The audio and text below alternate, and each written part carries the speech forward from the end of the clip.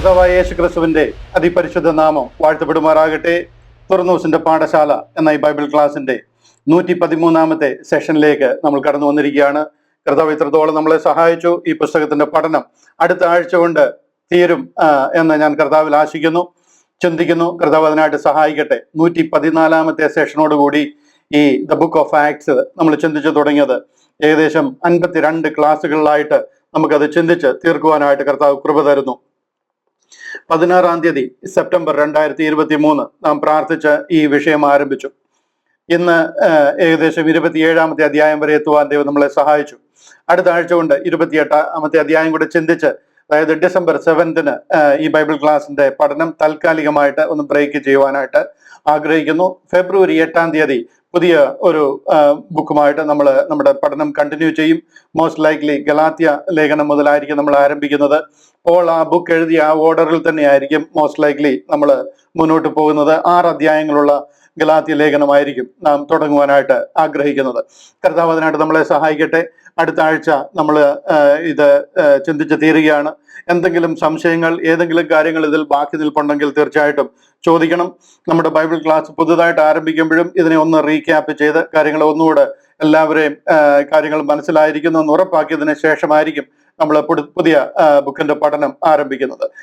ഇടയിൽ ഈ ദിവസങ്ങളിൽ നിങ്ങൾ ചിന്തിക്കുകയും പഠിക്കുകയും ഒക്കെ ചെയ്യുമ്പോൾ എന്തെങ്കിലുമൊക്കെ ഡൗട്ടുകൾ, കല്ലുകടികൾ ഉണ്ടാകുന്നുവെങ്കിൽ തീർച്ചയായിട്ടും അത് നോട്ട് ചെയ്തിടുക. എന്നെ അറിയിക്കാൻ കഴിയുമെന്നുണ്ടെങ്കിൽ വലിയ ഉപകാരം. ഏതെങ്കിലും തരത്തിൽ കൂടെ ഞാൻ അതിനെ മറുപടി തരുവാനായിട്ട് ശ്രമിക്കാം. എല്ലാ ബുധനാഴ്ചയിലുമുള്ള നമ്മുടെ എപ്പിസോഡുകൾ കണ്ടിന്യൂ ചെയ്തുകൊണ്ടേയിരിക്കും. അതിലൂടെയൊക്കെ അതിന് മറുപടി പറയുവാനായിട്ട് എനിക്ക് കഴിയും.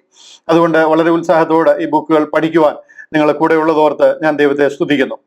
ഇന്ന് നമ്മൾ chapter 27 the book of acts chapter 27 കടക്കുകയാണ്. എന്നാൽ അതിന് മുൻപായിട്ട് 1-2 ചോദ്യങ്ങൾക്ക് ഒന്നും മറുപടി പറയേണ്ടതായിട്ടുണ്ട്. പെട്ടെന്ന് ഒരു വാമപ്പ് സെഷൻ മാതിരി അതിന് മറുപടി പറയുവാനായിട്ട് ഞാൻ ആഗ്രഹിക്കുന്നു. ദ കിങ്ഡം ഗോസ്പൽ എപ്പിസോഡ് 122 എപ്പിസോഡിൽ നമ്മൾ രാജ്യത്തിന്റെ സുവിശേഷം എന്ന് പറയുന്ന എപ്പിസോഡിന്റെ നിന്ന് ലഭിച്ച ചോദ്യങ്ങളാണ്. 2 ചോദ്യം. അതെല്ലാവർക്കും പ്രയോജനപ്പെടുന്നതും കോമൺലി ജനം അറിയുവാനായിട്ട് ആഗ്രഹിക്കുന്നതുമായ ചോദ്യമായതുകൊണ്ട് ഞാൻ അതിനെ ഇവിടെ പെട്ടെന്ന് ഒന്ന് അഡ്രസ്സ് ചെയ്ത് മുന്നോട്ട് പോകാം എന്ന് വിചാരിക്കുകയാണ്. 2 ചോദ്യങ്ങളാണ്. ഒന്ന്, കർത്താവിന്റെ ലോകത്തിലെ ശുശ്രൂഷയിൽ, പ്രത്യേകിച്ച് ഗിരിപ്രഭാഷണം, സെർമൺ ഓഫ് ദ മൗണ്ട് ഒക്കെ പറഞ്ഞിരിക്കുന്ന മത്തായി 5, 6, 7 അധ്യായങ്ങളിൽ പറഞ്ഞിരിക്കുന്ന ആ ഉപദേശങ്ങൾ നാം പാലിക്കേണ്ടതല്ലേ? അതായത് കർത്താവിന്റെ ലോകത്തിലെ ശുശ്രൂഷയിൽ പഠിപ്പിച്ച എല്ലാ കാര്യങ്ങളും തന്നെ നാം ഫോളോ ചെയ്യേണ്ടതല്ലേ? ഞാൻ നിങ്ങളോട് കൽപ്പിച്ചതൊക്കെയും പ്രമാണിപ്പാൻ തക്കണം ഉപദേശിച്ചുകൊണ്ട് സകല ജാതികളെയും എൻ്റെ ശിഷ്യരാക്കിക്കൊള്ളുവീൻ എന്നല്ലേ പ്രമാണം? അതുകൊണ്ട് ഈ മത്തായി, മർക്കോസ്, ലൂക്കോസ്, യോഹന്നാനിൽ കർത്താവ് പറഞ്ഞിരിക്കുന്ന സെർമൺ ഓഫ് ദ മൗണ്ട്, ഗിരിപ്രഭാഷണത്തിലൂടെ കർത്താവ് അറിയിച്ചിരിക്കുന്ന ഈ എല്ലാ കാര്യങ്ങളും നാം ഇന്ന് അച്ചട്ടായിട്ട് നമ്മളത് ഫോളോ ചെയ്യേണ്ടതല്ലേ എന്നാണ് ഒരു ചോദ്യം. അതിന് അനുബന്ധമായിട്ട് അതുമായിട്ട് കണക്റ്റഡ് ആയിട്ടുള്ള 2ാമത്തെ ചോദ്യം, ഇന്ന് രാജ്യത്തിന്റെ സുവിശേഷവും കൃപയുടെ സുവിശേഷവും ഇത് മിക്സ് ആക്കി ഒരു ഹൈബ്രിഡ് സുവിശേഷമാണ് 45,000-ലേറെ ഡിനോമിനേഷനുകൾ വരുന്ന ക്രിസൻഡം ഇന്ന് ഫോളോ ചെയ്തുകൊണ്ടിരിക്കുന്നത്. അങ്ങനെ ഈ 2 ഉപദേശങ്ങൾ കൂടെ മിക്സ് ആക്കി കഴിഞ്ഞാൽ അതിന്റെ അവസാനം നിത്യ നരകാഗ്നിയിലാണ് എത്തുന്നത് എന്ന് ഞാൻ പലപ്പോഴും പറയാറുണ്ട്. അത് അല്പം കൂടെ ഒന്ന് വിശദീകരിക്കാമോ? ഇത് 2ഉം സുവിശേഷം തന്നെയല്ലേ? ഒന്ന് പഴയ സുവിശേഷം, ഒന്ന് പുതിയ സുവിശേഷം, അല്ലെന്നുണ്ടെങ്കിൽ ഒന്ന് രാജ്യത്തിന്റെ സുവിശേഷം, ഒന്ന് കൃപയുടെ സുവിശേഷവും. ഇത് മിക്സ് ആയി പോയി കഴിഞ്ഞാൽ എന്താണ് കുഴപ്പം? അതുകൊണ്ട് എങ്ങനെയാണ് ഈ നരകത്തിൽ പോകുമെന്ന് പറയുന്നത്? അല്പം കൂടെ അവിടെ ഒരു വെളിച്ചം വീശാമോ? ഈ 2 ചോദ്യങ്ങളാണ് ചോദിച്ചിരിക്കുന്നത്. വളരെ നല്ല ചോദ്യങ്ങളാണ്. നമ്മിൽ പലരും ചിന്തിക്കുന്നതും ക്ലാരിറ്റി ഇല്ലാത്തതുമായ ചോദ്യമാണ്. അതുകൊണ്ട് അതിനൊരല്പം കൂടെ ഒന്ന് വെളിപ്പെടുത്താം, അല്പം കൂടെ ഒന്ന് ഓപ്പൺ ആക്കാം എന്ന് ഞാൻ ആഗ്രഹിക്കുകയാണ്. ഇവിടെ നമ്മളൊരു കാര്യം മനസ്സിലാക്കണം. ഈ ബൈബിളിൽ കാണുന്ന 66 പുസ്തകങ്ങൾ, cover to cover, end to end, ഇത് മുഴുവനും ദൈവശ്വാസീയമാണ്. ഇതിൽ ഒരു ബുക്ക് പോലും നമുക്ക് ആവശ്യമില്ല എന്ന് പറയാൻ പറ്റത്തില്ല. ഈ പുസ്തകങ്ങളെല്ലാം തന്നെ ദൈവശ്വാസീയമാണ്. ദൈവത്തിന്റെ വചനമാണ്. സ്വർഗത്തിൽ എന്നേക്കും സ്ഥിരമായിരിക്കുന്നതാണ്. പരിശുദ്ധ ആത്മാവിനാൽ രചിക്കപ്പെട്ടിരിക്കുന്ന ഒരു പ്രമേയമാണ്. ദൈവം നമുക്ക് വേണ്ടി തന്നിരിക്കുന്ന ദൈവിക അരുളപ്പാടുകൾ. അതിൽ ഒരെണ്ണം പോലും കളയാനുള്ളതല്ല. പക്ഷെ ഇവിടെ നമ്മൾ മനസ്സിലാക്കേണ്ടുന്നത്, നമ്മുടെ ബുദ്ധി ഉപദേശത്തിനായിട്ട് പറഞ്ഞിരിക്കുന്നതും നമ്മൾ രക്ഷിക്കപ്പെടുവാനായിട്ട് തന്നിരിക്കുന്നതുമായ ഉപദേശങ്ങൾ ഈ ബുക്കിൽ തന്നെയാണ് ഉള്ളത്. ഈ ബൈബിളിൽ തന്നെയാണ് ഇത് രണ്ട് നമ്മുടെ ബുദ്ധി ഉപദേശത്തിനായിട്ട് തന്നിരിക്കുന്നതും നമ്മുടെ രക്ഷയ്ക്കായിട്ട് തന്നിരിക്കുന്നതുമായിട്ടുള്ള പുസ്തകങ്ങളെല്ലാം ഇതിൽ ചേർത്ത് കമ്പൈൽ ചെയ്ത് ഇതിനെ കൺസോളിഡേറ്റ് ചെയ്ത് അങ്ങനെ കമ്പൈൽ ചെയ്തിരിക്കുന്ന ഒരു ബുക്കാണ് പഴയ നിയമവും പുതിയ നിയമവും ഒക്കെ അടങ്ങുന്ന ഈ ബൈബിൾ. 66 പുസ്തകങ്ങൾ അടങ്ങുന്ന ഈ ബൈബിൾ. ഇതിലുള്ള എല്ലാ കാര്യങ്ങളും ദൈവശ്വാസീയമാണ്. എന്നാൽ ഇതിനെ ബുദ്ധി ഉപദേശത്തിനായിട്ട് തന്നിരിക്കുന്ന കാര്യങ്ങളുണ്ട്. നിങ്ങളിപ്പോ ലേവ്യ പുസ്തകം, അല്ലെന്നുണ്ടെങ്കിൽ ആവർത്തന പുസ്തകം, സംഖ്യാപുസ്തകം, യോശുവയുടെ പുസ്തകങ്ങള്, ഇതുപോലുള്ള പുസ്തകങ്ങളൊക്കെ വായിക്കുമ്പോൾ വളരെ ഒബ്വിയസ് ആയിട്ട് നമുക്കത് മനസ്സിലാകും. അത് നമ്മൾ ഇന്ന് ചെയ്യേണ്ട കാര്യങ്ങളല്ല. ബുദ്ധി ഉപദേശത്തിനായിട്ട് തന്നിരിക്കുന്ന കാര്യങ്ങളുണ്ട്, നമ്മുടെ രക്ഷയ്ക്കായിട്ട് തന്നിരിക്കുന്ന കാര്യങ്ങളുണ്ട്. അപ്പൊ അതിനെ റൈറ്റ്ലി ഡിവൈഡ് ചെയ്ത് മനസ്സിലാക്കുകയും പഠിക്കുകയും ചെയ്തില്ല എന്നുണ്ടെന്നുണ്ടെങ്കിൽ ദൈവം നമുക്ക് തന്നിരിക്കുന്ന രക്ഷാമാർഗം എന്താണെന്ന് നമ്മൾ അറിയാതെ പോകും. അതായത് ദൈവം യഹൂദനോട് ഇടപെട്ടുകൊണ്ടിരുന്ന കാലത്ത്, പഴയ നിയമം കൊടുത്ത കാലത്തും കൽപ്പനകളും പ്രമാണങ്ങളും ഒക്കെ കൊടുത്ത കാലത്ത് ദൈവം അവരോട് അരുളി ചെയ്തിരുന്നതായിട്ടുള്ള രക്ഷാ പദ്ധതികളുണ്ട്.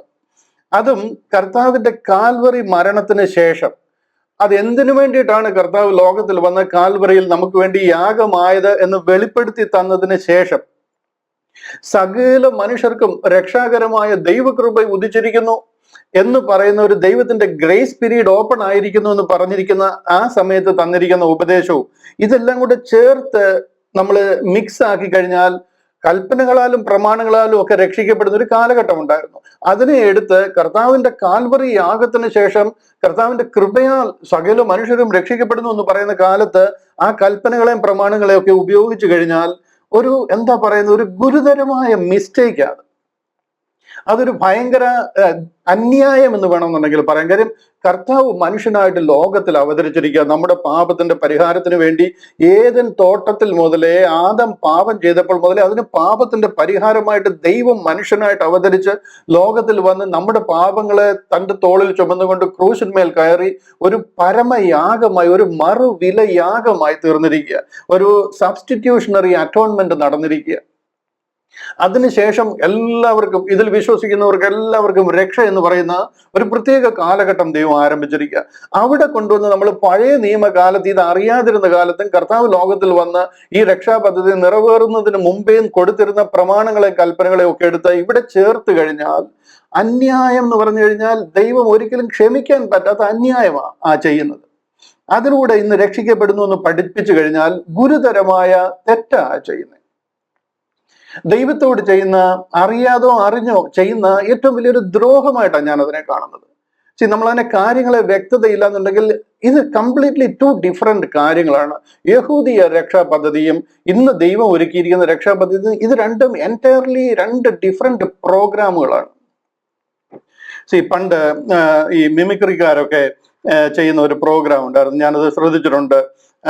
എൻ്റെയൊക്കെ ചെറുപ്പകാലത്ത് കോളേജിലൊക്കെ പഠിക്കുന്ന സമയത്തൊക്കെ ഈ റേഡിയോ സ്റ്റേഷൻ, അതായത് ആകാശവാണി തിരുവനന്തപുരം, തൃശ്ശൂർ, ആലപ്പുഴ എന്ന് പറയുന്ന ഈ റേഡിയോ സ്റ്റേഷൻ, അവിടെ തിരുവനന്തപുരത്ത് ഒരു പ്രോഗ്രാം നടക്കുന്നു, ആലപ്പുഴയിൽ വേറൊരു പ്രോഗ്രാം നടക്കുന്നു.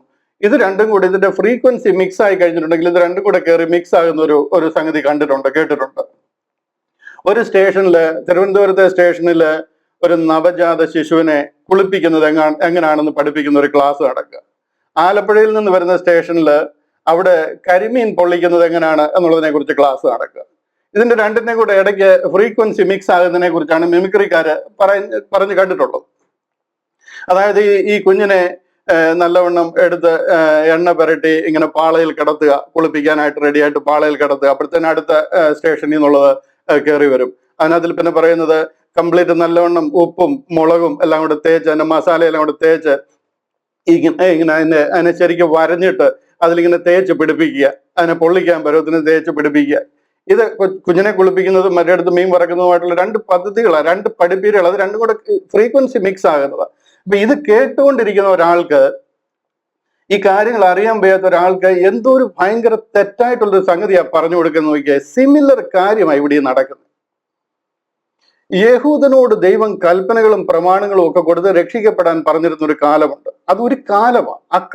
അക്കാലത്ത് നിങ്ങൾ ക്രിസ്തുവിനെ കൂടാതെ ഉള്ളവരായിരുന്നു. ഇതെന്ന് പറയുന്നത് കർത്താവ് ലോകത്തിൽ അവതരിച്ചിരിക്കുക, വന്ന് കാൽവറിയിൽ നമുക്ക് വേണ്ടി യാഗമായിട്ട് സകല മനുഷ്യർക്കും രക്ഷാകരമായ ദൈവകൃപ ഉദിച്ചിരിക്കുന്നു എന്ന് പറയുന്നൊരു കാലമാണ്. ഇവിടെ പഴയ പ്രമാണവും കൽപ്പനകളും ഒക്കെ ഇത് പോരാ എന്ന് പറഞ്ഞു കഴിഞ്ഞാൽ കർത്താവിന്റെ ക്രൂശിനെ ആക്ഷേപിക്കുന്നതിന് തുല്യമാണ്. കർത്താവ് കാൽവറിയിൽ, നിങ്ങൾ ആ കാൽവറിയിലോട്ടൊന്ന് നോക്കണം. എന്താ കർത്താവ് നമുക്ക് വേണ്ടി സഹിച്ച പങ്കപ്പാടുകൾ, എങ്ങനെയാണ് ആ കാൽവറിയിൽ യാഗമായിരിക്കുന്നത്. ആ മുഖത്ത് നോക്കിയിട്ട് നമ്മൾ വേറെ പല പ്രമാണങ്ങൾ കൂടി ഇവിടെ ചെയ്യണമെന്ന് പറഞ്ഞു കഴിഞ്ഞാൽ ദൈവത്തെ ആക്ഷേപിക്കുന്നതിന് തുല്യം. എനിക്കറിയാം ഇത് അറിയാതാണ് നമ്മൾ ചെയ്യുന്നതെന്നുള്ളത്. എന്നാൽ അറിയാതെ ചെയ്താലും അറിഞ്ഞ് ചെയ്താലും ഈ കാര്യം കേൾക്കുമ്പോഴെങ്കിലും അത് അങ്ങനെ തന്നെയോ എന്നൊന്ന് ചിന്തിക്കാനുള്ളൊരു മനോഭാവം നമ്മളിൽ ഉണ്ടാകുമെന്ന് ദൈവം ആഗ്രഹിക്കുന്നു.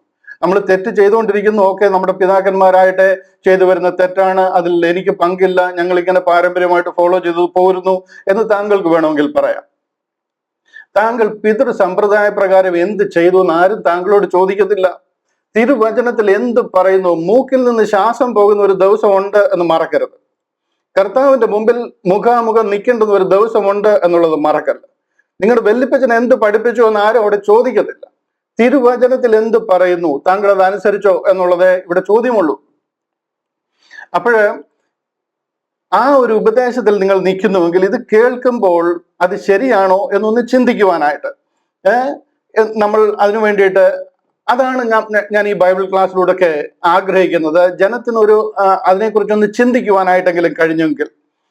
ഒരു ഗുരുതരമായ തെറ്റാണ്, അത് രക്ഷയ്ക്ക് വേണ്ടി ഉപയോഗിച്ചു കഴിഞ്ഞാൽ കർത്താവിന്റെ കാൽവറിയെ ആക്ഷേപിക്കുന്നതിന് തുല്യമാണ് എന്ന് മനസ്സിലാക്കണം. നിങ്ങൾ അത്ര സിമ്പിളായിട്ട് അതിനെ കാണരുത്.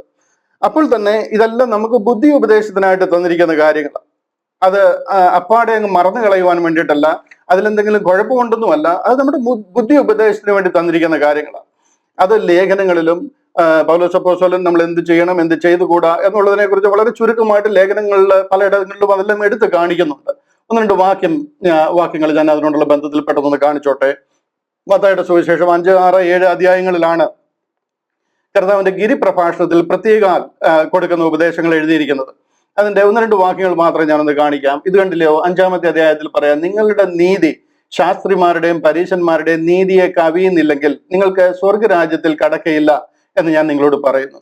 നിങ്ങൾ ആരെങ്കിലും ചിന്തിക്കുന്നുണ്ടോ, നിങ്ങൾ അങ്ങനെ ഒരു നീതിമാനായിട്ട് ജീവിച്ച് ശാസ്ത്രിയുടെയും പരീശന്മാരുടെയും ഒക്കെ നീതിയെ കവിയുന്ന ലെവലിൽ നീതിമാനായിട്ട് നിങ്ങൾക്ക് ജീവിച്ച് രക്ഷിക്കപ്പെടാൻ പറ്റും എന്ന് നിങ്ങൾ വിചാരിക്കുന്നുണ്ടോ? ഒരിക്കലും നടക്കാത്ത ഒരു കാര്യമാണ്, നമ്മളെ കൊണ്ട് പറ്റാത്ത ഒരു കാര്യമാണ്. തുമ്പിയെ കൊണ്ട് കല്ലെടുപ്പിക്കുന്ന മാതിരി ഒരു കാര്യം, ഇത് നമുക്ക് പറ്റുന്ന കാര്യമല്ല. യഹൂദനോട് ദൈവം ഇത് പറഞ്ഞിരിക്കുന്നത് അവരെ കൊണ്ട് മുട്ടുമുക്കാലും ഇത് ചെയ്യുവാൻ കഴിയത്തില്ല. പക്ഷെ പരിശുദ്ധാത്മാവിന് പ്രത്യേക കൃപയാൽ ദൈവം അവരോട് കൂടെ ഇരുന്ന് ഈ മലയോട് ഇവിടുന്ന് ചാടിപ്പോകാൻ പറഞ്ഞു കഴിഞ്ഞാൽ അതുവരെ സംഭവിക്കും. നിങ്ങൾ മരിച്ചു കിടക്കുന്നവരുടെ മേലെ കൈവച്ചിട്ട് പ്രാർത്ഥിച്ചാൽ അവൻ എഴുന്നേറ്റ് നിൽക്കും. നിങ്ങൾക്ക് അസാധ്യമായതൊന്നുമില്ല. നിങ്ങൾ എന്ത് ചോദിച്ചാലും ഞാനത് നിങ്ങൾക്ക് തരും. 2 or 3 പേർ എൻ്റെ നാമത്തിൽ എന്ത് ചോദിച്ചാലും ഞാൻ നിങ്ങൾക്കത് തന്നിരിക്കും. നിങ്ങൾ അപേക്ഷിച്ച് നിങ്ങൾക്ക് ലഭിച്ചു എന്ന് കരുതി പ്രാർത്ഥിക്കുക എന്നൊക്കെ പറഞ്ഞിരുന്നൊരു കാലമുണ്ട്. ആ കാലമല്ല ഈ കാലം. ഇവിടെ പറയാം, നിങ്ങളുടെ നീതി ശാസ്ത്രിമാരുടെയും പരീശന്മാരുടെയും നീതിയെ കവിയുന്ന രീതിയിൽ നിങ്ങൾക്ക് ജീവിക്കാൻ പറ്റും നിങ്ങൾ വിചാരിക്കുന്നുണ്ടോ? ഇത് കണ്ടില്ലോ, കുല ചെയ്യരുത് എന്ന് ആരെങ്കിലും കുല ചെയ്താൽ ന്യായവിധിക്ക് യോഗ്യനാകുമെന്നും പൂർവന്മാരോട് അരുളിച്ചത് നിങ്ങൾ കേട്ടിട്ടുണ്ടല്ലോ. കർത്താവ് പറയുന്നത് ഈ മോശയിൽ കൂടെ കൊടുത്തിരിക്കുന്ന ന്യായപ്രമാണമാണ്, കുല ചെയ്യരുത് എന്നുള്ള പ്രമാണം വിശദീകരിക്കുക. അങ്ങനെ നിങ്ങൾ കേട്ടിട്ടുണ്ടല്ലോ. എന്നാൽ ഞാനും നിങ്ങളോട് പറയുന്നത് സഹോദരനോട് കോപിക്കുന്നവൻ എല്ലാം ന്യായവിധിക്ക് യോഗ്യനാകും. നിങ്ങളിൽ എത്ര പേരാണ് സഹോദരനോട് കോപിക്കാതെ ജീവിക്കുന്നത്? സഹോദരൻ എന്ന് പറഞ്ഞു കഴിഞ്ഞാൽ നിങ്ങളുടെ സ്വന്തം സഹോദരനെ കുറിച്ചൊന്നും അല്ല ഉദ്ദേശിക്കുന്നത്. നമ്മുടെ കൂടെ കൂടി വരുന്ന ഏത് സഹോദരനും സഹോദരനാ. അത് സ്വന്തം അമ്മ പറ്റ സഹോദരനായിരിക്കണമെന്നൊന്നുമില്ല. ഇവിടെ ഈ പറയുന്നത് സഹോദരൻ എന്ന് പറയുന്നത് ദൈവരാജ്യത്തിൽ നമ്മളോടൊപ്പം ഉള്ള സഹോദരന്മാരെല്ലാം സഹോദരന്മാരാ. സഹോദരനോട് കോപിക്കുന്നവനെല്ലാം ന്യായവിധിക്ക് യോഗ്യനാകും. കോപിച്ചിട്ടുണ്ടോ ആരോടെങ്കിലും? തീർന്നു, നിങ്ങൾ കഴിഞ്ഞു. പിന്നെ അവിടുന്ന് എഴുന്നേറ്റ് വന്നിട്ട് ഞാൻ തെറ്റിപ്പോയെന്ന് പറഞ്ഞിട്ട് നിങ്ങൾ നേരെയാകാം. പക്ഷെ എന്നാലും കോപിച്ചു കഴിഞ്ഞാൽ പിന്നെ നിങ്ങൾ പോയി. സഹോദരനോട് നിസാര എന്ന് പറഞ്ഞാലോ, കണ്ടോ, ഇങ്ങനെയുള്ള വാക്കുകളെല്ലാം നമ്മൾ ഉപയോഗിക്കാറുണ്ടോ? ഇതൊക്കെ ദൈവവചനത്തിൽ പറഞ്ഞിരിക്കുന്ന വാക്കുകളാണ്. സഹോദരന്മാരോട് എന്തൊക്കെയാ പറയുന്നത്, എന്തൊക്കെ രീതിയിലാ കോപിക്കുന്നത്. ഒരിക്കൽ മേലാൽ അവൻ തിരിഞ്ഞ് നമ്മളെ നോക്കത്തില്ല, ആ രീതിയിലുള്ള കാര്യങ്ങളാ പറയുന്നത്. ഇത് ബൈബിളിൽ പറഞ്ഞിരിക്കുന്ന കാര്യങ്ങളാ. ന്യായാധിപ സഭയുടെ മുമ്പിൽ നിസാര എന്ന് പറഞ്ഞാലോ ന്യായാധിപ സഭയുടെ മുമ്പിൽ നിൽക്കേണ്ടി വരും. മൂഢ എന്ന് പറഞ്ഞാലോ അഗ്നി നരകത്തിന് യോഗ്യനാകും. ആരോടെങ്കിലും മൂഢ എന്ന് പറഞ്ഞിട്ടുണ്ടോ? മൂഢ ഒക്കെ വളരെ ഡീസന്റ് കാര്യങ്ങളാണ്. ഇങ്ങനെ പറയാത്ത ആരെങ്കിലും ഉണ്ടോ നമ്മുടെ കൂട്ടത്തിൽ? ഒരാളെ ഒന്ന് എടുത്ത് കാണിക്കാമോ? ആരെങ്കിലും സഹോദരനോട് കോപിക്കാത്തവരുണ്ടോ? ഗിരിപ്രഭാഷണം ഫോളോ ചെയ്യേണ്ടതെന്ന് ചോദിക്കുമ്പോൾ നിങ്ങൾക്ക് ചെയ്യാൻ പറ്റുന്ന കാര്യമാണോ നോക്കി. ഇവിടെ പലതും കാണിക്കേണ്ട 6-7 അധ്യായങ്ങളൊക്കെ എടുത്ത് കാണിക്കേണ്ട. ഞാൻ ഒരു വാക്കോടെ കാണിച്ചു നിർത്താം. വ്യഭിചാരം ചെയ്യരുത് എന്ന് അരുളി ചെയ്ത് നിങ്ങൾ കേട്ടിട്ടുണ്ടല്ലോ. വ്യഭിചാരം ചെയ്യരുത് നിങ്ങൾ കേട്ടിട്ടുണ്ടല്ലോ. ഞാനോ നിങ്ങളോട് പറയുന്നത്, സ്ത്രീയെ മോഹിക്കേണ്ടതിന് അവളെ നോക്കുന്നവനെല്ലാം ഹൃദയം കൊണ്ട് അവളോട് വ്യഭിചാരം ചെയ്തു പോയി. മനസ്സിലായോ? എത്ര വിശുദ്ധന്മാരുണ്ട് എന്ന് നിങ്ങളെ തന്നെ എന്നെ കേൾക്കുന്നവര് നിങ്ങളെ തന്നെ ശോധന ചെയ്യാനായിട്ട് ഞാൻ നിങ്ങൾക്ക് വിട്ടുതരിക. ഇത് യഹൂദന്റെ മേൽ പകർന്ന് പ്രത്യേക ശക്തിയും ദൈവം അവരോട് കൊടുത്ത അവസാനത്തെ ആ കാലഘട്ടത്തിൽ ദൈവം അവർക്ക് കൊടുത്തിരിക്കുന്ന ഉപദേശങ്ങളും എന്ന് പറഞ്ഞ് നമുക്ക് ഇതൊക്കെ ചെയ്യാമെന്നല്ല, ചെയ്യരുതെന്ന് പറഞ്ഞിരിക്കുന്നതൊക്കെ ചെയ്യാമെന്നല്ല നമ്മൾ ഇവിടെ ഞാൻ പറഞ്ഞു വരുന്നത്. ഇത് ഈ കർത്താവ് ഒരു പ്രത്യേക കാലഘട്ടത്തിൽ അവർക്ക് ആ സെർമൺ ഓഫ് ദ മൗണ്ട് അവരോട് പറഞ്ഞിട്ട്, അതുകൊണ്ട് പിതാവിന്റെ പുത്രന്റെ പരിശുദ്ധാത്മാവിന്റെ നാമത്തിൽ സ്നാനം കഴിപ്പിച്ചു, ഞാൻ നിങ്ങളോട് കൽപ്പിച്ചത്, അതാണ് പ്രത്യേകിച്ച് ഈ സെർമൺ ഓഫ് ദ മൗണ്ടിൽ പറയുന്ന കാര്യങ്ങൾ, ഞാൻ നിങ്ങളോട് കൽപ്പിച്ചതൊക്കെയും പ്രമാണിപ്പാൻ തക്കവണ്ണം ഉപദേശിച്ചുകൊണ്ട് സകല ജാതീയ ദേശത്തും പോയി എല്ലാവരെയും ഈ സുവിശേഷം അറിയിക്കാനാ പറഞ്ഞത്. മനസ്സിലായോ? അപ്പോ അത് അവരോട് വളരെ സ്പെസിഫിക് ആയിട്ട് പറഞ്ഞിരിക്കുന്ന കാര്യങ്ങളാണ്. ഇതെല്ലാം നമുക്ക് ഇന്ന് ഫോളോ ചെയ്യുവാൻ കഴിയുന്ന കാര്യങ്ങളല്ല. ഓക്കെ, ഇതെല്ലാം നമുക്ക് ബുദ്ധി ഉപദേശത്തിനുള്ള കാര്യങ്ങളാണ്. അതിൽ നിന്ന് നമുക്ക് ചെയ്യാൻ പറ്റുന്നിടത്തോളം ചെയ്യുന്നത് വളരെ നല്ല കാര്യം തന്നെയാണ്. പക്ഷെ എന്നുണ്ടെങ്കിൽ ഇത് ചെയ്യുന്നതിന്റെ ബേസിസിലല്ല ഇന്ന് നമ്മുടെ പാപങ്ങൾ മോചിച്ചു തരുന്നത് എന്നുള്ളൊരു സത്യം നിങ്ങൾ മനസ്സിലാക്കിയിരിക്കണം. ഞാൻ അതാണ് പറയാൻ ഉദ്ദേശിക്കുന്നത്. നമ്മുടെ പാപം ഇന്ന് മോചിച്ച് തന്നിരിക്കുക. കർത്താവിന്റെ കാൽവറിയിലെ മരണത്തിലെ വിശ്വാസത്താൽ നിങ്ങളുടെ സകല പാപവും മോചിച്ച് തന്നിരിക്കുക. ഇനി നിങ്ങൾ അങ്ങനെ ചെയ്തു കഴിഞ്ഞാൽ, അങ്ങനെ ഇങ്ങനെയും കൂടെ ചെയ്താൽ നിന്റെ പാപം മോചിക്കാമെന്നല്ല. ഞാൻ എൻ്റെ കടക്കാരോട് ക്ഷമിച്ചിരിക്കുന്നത് പോലെ നിന്റെ കടങ്ങളും പാപങ്ങളും നിന്നോട് ക്ഷമിക്കുമെന്നല്ല. അത്രയും ഒരു കാലമല്ല ഇത്. അതായിരുന്നു ഒരു സമയമുണ്ട്, എന്നാൽ അതല്ല ഈ കാലഘട്ടം. ഇവിടെ കണ്ടില്ലയോ, ദൈവത്തിന്റെ പരിശുദ്ധാത്മാവിനെ ദുഃഖിപ്പിക്കരുത്, അവനാലല്ലോ നിങ്ങൾക്ക് വീണ്ടെടുപ്പിൻ നാളിനായി മുദ്രയിട്ടിരിക്കുന്നത്. ദ മൊമെന്റ് നമ്മൾ രക്ഷിക്കപ്പെട്ട് കഴിയുമ്പോൾ പരിശുദ്ധാത്മാവിനാൽ നമ്മളെ സീൽ ചെയ്യുക, മുദ്രയിടുക. ഈ വെളിപ്പാട് പുസ്തകത്തിൽ നെറ്റിക്ക് മുദ്രയിടുന്ന കണ്ടോ, 1,44,000 പേരെ. അവരെ മുദ്രയിട്ട് കഴിഞ്ഞാൽ പിന്നെ ഇവിടെ എന്തെല്ലാം ഹംഗാമ നടന്നാലും അവർക്കത് ഏക്കത്തില്ല, അവരെ അത് ഏശത്തില്ല. അവര് പ്രൊട്ടക്റ്റഡാ. അവര് അടുത്ത ഒരു 4-5 ചാപ്റ്റർ കഴിയുമ്പോഴത്തേനും അവരെ നമുക്ക് വീണ്ടും കാണുവാൻ കഴിയും. അവർ ലോകമെമ്പാടും സുവിശേഷം അറിയിക്കാനായിട്ട് ദൈവം അവരെ ഉപയോഗിക്കുക എന്ന് പറഞ്ഞ മാതിരി, the moment you trust in the death, burial and resurrection of Jesus Christ, you are sealed by the Holy Spirit. പരിശുദ്ധാത്മാവിനാൽ നമ്മളെ മുദ്രയിടുക. ദൈവത്തിന്റെ പരിശുദ്ധാത്മാവിനെ ദുഃഖിപ്പിക്കരുത്. പിന്നെ നമ്മൾ അങ്ങനെയുള്ള പ്രവർത്തികൾ, നമ്മുടെ വായിൽ നിന്ന് സംസാരം, നമ്മുടെ പ്രവർത്തികൾ ഒന്നും അതിനെതിരായിട്ട് വരരുത്. കാര്യം ഓരോ പ്രാവശ്യം നമ്മൾ ചെയ്യുമ്പോൾ, അങ്ങനെ ആകുമ്പോൾ പരിശുദ്ധാത്മാവ് ദുഃഖിക്കുക. അവനാലല്ലോ നിങ്ങൾക്ക് വീണ്ടെടുപ്പിൻ നാളിനായിട്ട് മുദ്രയിട്ടിരിക്കുന്നത്. എല്ലാ കയ്പും കോപവും ക്രോധവും കൂറ്റാരവും ദൂഷണവും സകല ദുർഗുണവുമായി നിങ്ങളെ വിട്ട് ഒഴിഞ്ഞു പോകട്ടെ. ഇതൊന്നും നിങ്ങളിൽ ഉണ്ടായിരിക്കാൻ പാടില്ലെന്ന് പറയുക. നിങ്ങൾ തമ്മിൽ ദയയും മനസ്സലിവും ഉള്ളവരായി ദൈവം ക്രിസ്തുവിൽ നിങ്ങളോട് ക്ഷമിച്ചതുപോലെ അന്യോന്യം ക്ഷമിപ്പിൻ. പാസ്റ്റ് ടെൻസാ. കർത്താവ് നമ്മളോട് ക്ഷമിച്ചതുപോലെ നമുക്ക് ക്ഷമിച്ച് തന്നിരിക്കും. ഇനി നിങ്ങൾ അതും ഇതും എല്ലാം കൂടി ചെയ്തു കഴിഞ്ഞാൽ നിങ്ങളോട് ക്ഷമിക്കുമെന്നല്ല. നിങ്ങൾ നിങ്ങളുടെ കടക്കാരോട് ക്ഷമിച്ചിരിക്കുന്നത് പോലെ ഞാനും നിങ്ങളോട് ക്ഷമിക്കും. കടക്കാരോട് ക്ഷമിച്ചില്ലെങ്കിൽ നിങ്ങളോട് ഞാനും ക്ഷമിക്കത്തില്ല. ആ ഒരു നിയമമല്ല ഇത്. നമ്മളോട് ക്ഷമിച്ചിരിക്കുക. നമ്മൾ ഇന്ന് കർത്താവ് വന്നു കഴിഞ്ഞാൽ സ്വർഗരാജ്യത്തിൽ നമ്മൾ സ്വർഗത്തിൽ ചേർക്കപ്പെടുകയാണ്. വാനമേഘങ്ങളിൽ ഏത് സമയവും കാഹളം ധ്വനിച്ചാൽ നമ്മൾ ചേർക്കപ്പെടുക. അതുപോലൊരു അഷ്വേർഡ് പദ്ധതിയാണ് ദൈവം നമുക്ക് തന്നിരിക്കുന്നത്.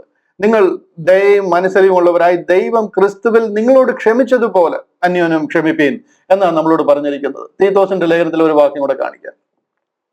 എന്നാൽ നമ്മുടെ രക്ഷിതാവായ ദൈവത്തിന്റെ ദയയും മനുഷ്യപ്രീതിയും ഉദിച്ചപ്പോൾ, ദൈവത്തിന് സകല മനുഷ്യരെയും രക്ഷിക്കണം എന്നുള്ള ആ ഒരു ദൈവത്തിന്റെ ആ ഒരു മനുഷ്യപ്രീതി ഉദിച്ചപ്പോൾ, അവൻ നാം ചെയ്ത നീതി പ്രവർത്തികളാൽ അല്ല, തന്റെ കരുണ പ്രകാരം അത്ര രക്ഷിച്ചത്. കർത്താവിന്റെ കൃപയാല നാം ഇന്ന് രക്ഷിക്കപ്പെട്ടിരിക്കുന്നത്. ഇത് നിങ്ങൾ എന്തെങ്കിലും ചെയ്ത് കാണിച്ചതിന്റെ ബേസിസിലല്ല ഇന്ന് നിങ്ങൾ രക്ഷിക്കപ്പെട്ടിരിക്കുന്നത്. ഹല്ലേലൂയ. ഇംഗ്ലീഷിൽ പറയുന്നുണ്ട്, not by works of righteousness which we have done, but according to his mercy he saved us by the washing of regeneration and renewing of the Holy Ghost. Hallelujah. നാം ചെയ്ത നീതി പ്രവർത്തികളാലല്ല, കർത്താവിന്റെ കരുണപ്രകാരം അത്രേ ദൈവം നമ്മളെ രക്ഷിച്ചിരിക്കുന്നത്. അപ്പം ഇതാണ് ഇന്നത്തെ നമ്മുടെ രക്ഷാമാർഗം എന്ന് പറയുന്നത്. ഇവിടുത്തെ വിഷയം എന്താണെന്ന് ചോദിച്ചു കഴിഞ്ഞാൽ, ഇന്ന് ക്രിസ്ത്യന്റെ മുഴുവനും ഈ മത്തായി, മർക്കോസ്, ലൂക്കോസ്, യോഹന്നാനാണ് നമ്മളുടെ സുവിശേഷമായിട്ട് എടുത്തിരിക്കുന്നത്. അതായത് നമ്മുടെ രക്ഷാമാർഗമായിട്ട് എടുത്തിരിക്കുന്ന ഈ 4 പുസ്തകങ്ങളാണ്. ബാക്കിയൊക്കെ ആ സുവിശേഷം എത്തിക്കാൻ ഉപയോഗിച്ചിരിക്കുന്ന ലെറ്റർ, എഴുത്തുകൾ എന്നുള്ള രീതിയിലാണ് അതിനെ കാണുന്നത്. ഇവിടാണ് ഗുരുതരമായ മിസ്റ്റേക്ക് വന്നിരിക്കുന്നത്. ഇവിടെ മത്തായി, മർക്കോസ്, ലൂക്കോസ്, യോഹന്നാനിൽ പറഞ്ഞിരിക്കുന്ന ഒരു കാര്യത്തിലുമല്ല നിങ്ങൾ രക്ഷിക്കപ്പെടുന്നത്. അടുത്ത ദിവസം നമ്മുടെ എപ്പിസോഡിൽ ഞാൻ ഒരു വ്യത്യസ്തമായ ഒരു എപ്പിസോഡ് വരുന്നുണ്ട്, വിശ്വാസ പ്രമാണം എന്ന് പറഞ്ഞിട്ട്. അതിലൂടെ ഞാൻ അതിനെ വളരെ മാക്സിമം എക്സ്പ്ലെയിൻ ചെയ്യാനായിട്ട് ശ്രമിച്ചിട്ടുണ്ട്. നിങ്ങളത് കണ്ടു കഴിയുമ്പോൾ ഈ വിഷയം നിങ്ങൾക്ക് കുറെ കൂടെ മനസ്സിലാക്കുവാനായിട്ട് കഴിയും. ദൈവം അവിടെ കൊടുത്തിരിക്കുന്ന ഈ മത്തായി, മർക്കോസ്, ലൂക്കോസ്, യോഹന്നാൻ എന്ന 4 സുവിശേഷങ്ങളോട് പറഞ്ഞിരിക്കുന്ന കാര്യങ്ങൾ ഫോളോ ചെയ്ത് കഴിഞ്ഞാലോ അത് അറിയുന്നതിലോ നിങ്ങൾക്ക് ഒരു ഗുണവും ഉണ്ടാകത്തില്ല. നിങ്ങൾ ആരും അതിൽ കൂടെ രക്ഷിക്കപ്പെടത്തില്ല. കാര്യം ഇന്ന് ജാതികളായി നഷ്ടപ്പെട്ടു പോയിരുന്ന നമ്മുടെ രക്ഷാപദ്ധതി പറഞ്ഞിരിക്കുന്ന ബുക്കല്ല ആ പുസ്തകങ്ങൾ. കർത്താവ് യഹൂദന്റെ മശിഹയായിട്ട് ഈ ലോകത്തിൽ അവതരിച്ച് അവരുടെ ഇടയിൽ ശുശ്രൂഷിക്കുകയും അവരോട് സ്വർഗരാജ്യത്തെക്കുറിച്ച് പഠിപ്പിക്കുകയും അതിന്റെ അവസാനം കർത്താവ് മരണ, അടക്ക, പുനരുദ്ധാനം ചെയ്യുന്നതുമായി തീരുന്ന 4 പുസ്തകങ്ങളാണ്. അതിൽ താങ്കളുടെ രക്ഷാപദ്ധതിയെക്കുറിച്ച് ഒന്നും തന്നെ പറഞ്ഞിട്ടില്ല എന്ന് വേണമെങ്കിൽ പറയാം. പക്ഷെ അതിൽ പറഞ്ഞിരിക്കുന്ന കാര്യങ്ങളെല്ലാം നമ്മുടെ ബുദ്ധി ഉപദേശത്തിനായിട്ടും കർത്താവ് ലോകത്തിൽ അവതരിച്ചതും ഈ ലോകത്തെ റിഡീം ചെയ്തതും ഭൂമിയെ, ആകാശത്തെ, സ്വർഗത്തെ റിഡീം ചെയ്തതുമായിട്ടുള്ള കാര്യങ്ങൾ ഒക്കെ പറഞ്ഞിരിക്കുന്ന പുസ്തകങ്ങളാണ്. അതെല്ലാം ബുദ്ധി ഉപദേശത്തിന് വേണ്ടി തന്നിരിക്കുന്ന പുസ്തകങ്ങളാണ്. അതല്ല നമ്മുടെ രക്ഷാപദ്ധതിയായിട്ട് അവിടെ പറഞ്ഞിരിക്കുന്നത്. ഇവിടെ ഇന്ന് നമുക്ക് അതുപോലെ തന്നെ അതിൽ പറഞ്ഞിരിക്കുന്ന പ്രാർത്ഥന നോക്കിക്കുക. ഇപ്പൊ 5-ാമത്തെ അധ്യായമാണ് നമ്മൾ വായിച്ച. 6-ാമത്തെ അധ്യായം വായിച്ചു കഴിഞ്ഞാൽ കർത്താവ് അവരെ പ്രാർത്ഥിക്കാൻ പഠിപ്പിക്കുക. അവിടെ പ്രാർത്ഥിക്കാൻ പഠിപ്പിക്കുന്നതൊക്കെ അത് കഴിയുമ്പോഴത്തേക്ക് അവരെ മഹോപദ്രവ കാലത്തിലോട്ട് കടക്കാൻ പോവുക. കർത്താവിന്റെ ആ സ്വർഗാരോഹണത്തിന് ശേഷം ഏതാനും വർഷങ്ങൾ അത് കഴിഞ്ഞു കഴിഞ്ഞാൽ മഹോപദ്രവത്തിലേക്ക് അവർ കടക്കും. അവരെ പൊന്ന് തീയിൽ ഉരുക്കി ശോധന ചെയ്യുന്നത് പോലെ അവരെ ശോധന ചെയ്ത് വെളിയിലാക്കും. അതിന്റെ അവസാനം വരുന്നവരാണ് സ്വർഗരാജ്യത്തിലേക്ക് കടക്കാൻ പോകുന്നത്. അതിന്റെ അവസാനത്തിലാണ് കർത്താവ് രാജാതി രാജാവായിട്ട് വരാൻ പോകുന്നത്. അതുകൊണ്ട് അന്ത്യം വരെയും പിടിച്ചു നിൽക്കാൻ പറയുക അവരോട്. എൻഡ്യൂർ ടിൽ ദ എൻഡ്, അതുവരെ സഹിച്ചു നിൽക്കാൻ പറയുക. മണവാളൻ ഏത് രാത്രിയിലോ അർദ്ധരാത്രിക്കോ വെളുപ്പങ്കാലത്തോ ഏത് സമയത്ത് വരുമെന്ന് അറിയാത്തതിനാൽ ബുദ്ധിയുള്ള കന്യകമാരെ പോലെ വിളക്കിൽ എണ്ണയുള്ളവരായിരിക്കുവാൻ, ആ എണ്ണ വിൽക്കാനും വാങ്ങിക്കാനും 666 അടിക്കുന്നിടത്ത് പോകാതെ ഇത് ഒരുക്കമുള്ളവരായി കാത്തിരിക്കാൻ അവരോട് പറയുക. ഏതെല്ലാം ഉപമകൾ കർത്താവ് സ്വർഗരാജ്യത്തിന്റെ ഉപമകൾ പറഞ്ഞിരിക്കുന്ന എല്ലാം നിങ്ങളൊന്ന് കേട്ടു നോക്കണം, ഒന്നുകൂടെ ഒന്ന് വായിച്ചു നോക്കണം. വെരി സ്പെസിഫിക്കലി അവരോട് പറഞ്ഞിരിക്കുന്ന കാര്യങ്ങളാണ്. അവരോട് പ്രാർത്ഥിക്കാൻ പഠിപ്പിക്കുമ്പോൾ പഠിപ്പിക്കുന്നുണ്ടല്ലോ, കർത്താവെ അന്നത്തേക്കുള്ള ആഹാരം ഞങ്ങൾക്ക് തരണേ. അന്ന് അന്നം കഴിക്കാൻ അവർ ബുദ്ധിമുട്ടും. അന്നത്തേക്കുള്ള ആഹാരം കാക്കയെ അയച്ച കെരീത്ത് തോട്ടിൽ ഏലിയാവിന് കാക്കയെ അയച്ച അപ്പം കൊടുത്തതുമാതിരി ദൈവം അവരെ പരിപാലിക്കും. കാര്യം ദൈവം അത് കമ്മിറ്റഡ് ആണ്. ദൈവം പറഞ്ഞ കഴുകൻ ചിറകിന്റെ കീഴിൽ തന്റെ കുഞ്ഞുങ്ങളെ വഹിച്ചുകൊണ്ട് പോകുന്നത് പോലെ ഞാൻ നിങ്ങളെ പരിപാലിക്കും. അത് ദൈവത്തിന്റെ പദ്ധതിയാണ്. അതിനവരോട് പറഞ്ഞിരിക്കുന്നതാണ്, സാത്താനിൽ നിന്ന് തന്നെ രക്ഷിച്ചോളണമേ. അന്തിക്രിസ്തു, എതിർ ക്രിസ്തുവിന്റെ ഭയങ്കര പോരാട്ടം നടക്കുന്ന സമയമാണ്. അവരെ സ്പെസിഫിക്കലി ടാർഗറ്റ് ചെയ്ത്, കാര്യം അവരാണ് ഇതിൽ വാഴാൻ പോകുന്നത്. അവർക്ക് വേണ്ടിയിട്ടുള്ള പദ്ധതിയാണ്. നമ്മൾ ഇവിടുന്ന് പോയി കഴിഞ്ഞു, അവർക്ക് വേണ്ടിയിട്ടുള്ള പദ്ധതിയാണ്. അവരെ സ്പെസിഫിക്കലി ടാർഗറ്റ് ചെയ്ത് അവരെ ഉപദ്രവിക്കുന്ന സമയമാണ്. അതുകൊണ്ട് ഈ സാത്താനിൽ നിന്ന് ഞങ്ങളെ രക്ഷിക്കണേ എന്നൊക്കെയുള്ളതാണ് നമ്മൾ മലയാളത്തിൽ ദുഷ്ടനിൽ നിന്ന് ഞങ്ങളെ രക്ഷിച്ചോളണേ എന്നൊക്കെ പറഞ്ഞിരിക്കുന്നത്. അതിന്റെയൊക്കെ സീരിയസ്നെസ് ഡൈല്യൂട്ട് ചെയ്ത് കളഞ്ഞിരിക്കുന്ന കാരണം നമുക്ക് അറിയത്തില്ല. ഇവിടെ നമ്മള് മൂക്കുമുട്ട കഴിച്ചിട്ട് മേളിൽ ചാരുകസേരയിൽ ചാരിക്കിടന്ന് കർത്താവെ, സ്വർഗസ്ഥനായ ഞങ്ങളുടെ പിതാവേ, ഞങ്ങളോട് കരുണ തോന്നണമേ എന്നുള്ളൊരു പ്രാർത്ഥനയും പ്രാർത്ഥിച്ച് കുരിശും വരച്ച് കിടക്കാൻ തന്ന പ്രാർത്ഥനയല്ല ഇത്. താങ്കളോട് പറഞ്ഞിട്ടുള്ളതും അല്ല ഇത്. താങ്കൾക്ക് ബൈബിളിൽ തന്നിരിക്കുന്ന കാരണം നമ്മളത് മനസ്സിലാക്കുന്നു, വായിക്കുന്നു, ദൈവത്തെ സ്തുതിക്കുന്നു, ദൈവിക പദ്ധതികൾ മനസ്സിലാക്കുന്നു. അത് ശരിയാണ്.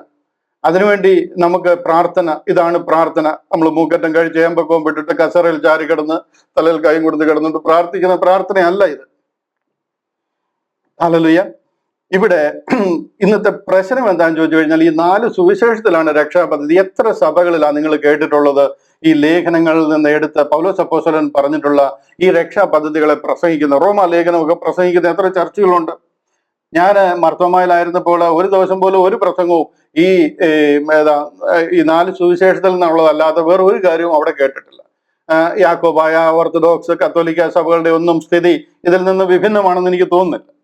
അപ്പോ സത്യവചനത്തെ മറ്റുള്ളിടത്ത് മനസ്സിലാക്കുന്നിടത്താണെങ്കിലും ഈ ലേഖനങ്ങൾ പ്രസംഗിക്കുന്നിടത്താണെങ്കിലും അതിനെ കംപ്ലീറ്റ് തിരിച്ചു മറിച്ച് ഈ സുവിശേഷവുമായിട്ടും ഇതാണ് നമ്മുടെ രക്ഷാപദ്ധതി എന്നുള്ള രീതിയിൽ റൈറ്റ്ലി ഡിവൈഡ് ചെയ്ത് പ്രസംഗിക്കാത്ത കാരണം കാര്യങ്ങളെല്ലാം കുഴച്ചു മറിച്ചിരിക്കുക. അതാണ് ഇവിടുത്തെ പ്രശ്നം. അതുകൊണ്ട് ആ ചോദ്യം ചോദിച്ച ബ്രദറിനോട് എനിക്ക് പറയാനുള്ളത്, മത്തായി, മർക്കോസ്, ലൂക്കോസ്, യോഹന്നാൻ എന്ന 4 സുവിശേഷങ്ങളിൽ വിശേഷാൽ കർത്താവിന്റെ ആ ഒരു സെർമൺ ഓഫ് ദ മൗണ്ടിലൂടെ പറഞ്ഞിരിക്കുന്ന ഈ കാര്യങ്ങളൊക്കെ നമുക്ക് തീർച്ചയായിട്ടും ദൈവം നമുക്ക് അരുളി ചെയ്തിരിക്കുന്ന കാര്യങ്ങളാണ്. പക്ഷെ അതിലല്ല ഇന്ന് നമ്മുടെ രക്ഷ. അതിനെ പാലിക്കുവാൻ കഴിയുമെന്നുണ്ടെങ്കിൽ തീർച്ചയായിട്ടും അതിനായിട്ട് നമ്മൾ നോക്കുന്നത് നല്ല കാര്യം തന്നെയാണ്. പക്ഷെ എന്നുണ്ടെങ്കിൽ അതിൽ എങ്ങനെ ചെയ്തു എന്നുള്ളതിന്റെ ബേസിസിലല്ല നമ്മളുടെ രക്ഷ എന്ന് മനസ്സിലാക്കുക. ഇന്ന് നമുക്ക് കർത്താവ് കാൽവറിയിൽ സകല പാപവും പോക്കുവാൻ നമ്മുടെ പാപം കർത്താവിന്റെ ആ കാൽവറി യാഗത്തിലൂടെ കഴുകി കളഞ്ഞിരിക്കുക. നമ്മൾ ഇന്ന് ശുദ്ധരായി തീർന്നിരിക്കുക, പരിശുദ്ധാത്മാവിനാൽ മുദ്രയിടപ്പെട്ടിരിക്കുക. വേറെ ഒരു സംഗതിക്കും നിങ്ങളെ ഇനി ആ ആത്മാവിൽ നിന്നോ ആ ഒരു ശക്തിയിൽ നിന്നോ മാറ്റുവാൻ കഴിയത്തില്ല. റാപ്ചറിൽ കർത്താവിന്റെ കാഹളം ധ്വനിക്കുമ്പോൾ താങ്കൾ ഇവിടുന്ന് ചേർക്കപ്പെട്ടിരിക്കും. അത് 101% അഷ്വേർഡ് ആണ്, തിരുവചനത്തിന്റെ വ്യവസ്ഥയാണ്. Praise God. അടുത്ത ചോദ്യത്തിലേക്ക് കടക്കാം. രണ്ടാമത്തെ ചോദ്യത്തിൽ പറഞ്ഞിരുന്നത് രാജ്യത്തിന്റെ സുവിശേഷവും കൃപയുടെ സുവിശേഷവും മിക്സ് ആക്കിയാൽ നരകത്തിൽ പോകുമോ? രണ്ടും സുവിശേഷം തന്നെയല്ലേ? ഇതാണ് ഞാൻ അതിനോട് ചേർത്ത് ആൻസർ പറഞ്ഞു എന്ന് തോന്നുന്നു. രണ്ട് സുവിശേഷം തന്നെയാണ്, പക്ഷെങ്കിൽ രണ്ടും രണ്ട് കാലഘട്ടത്തിലെ സുവിശേഷമാണ്.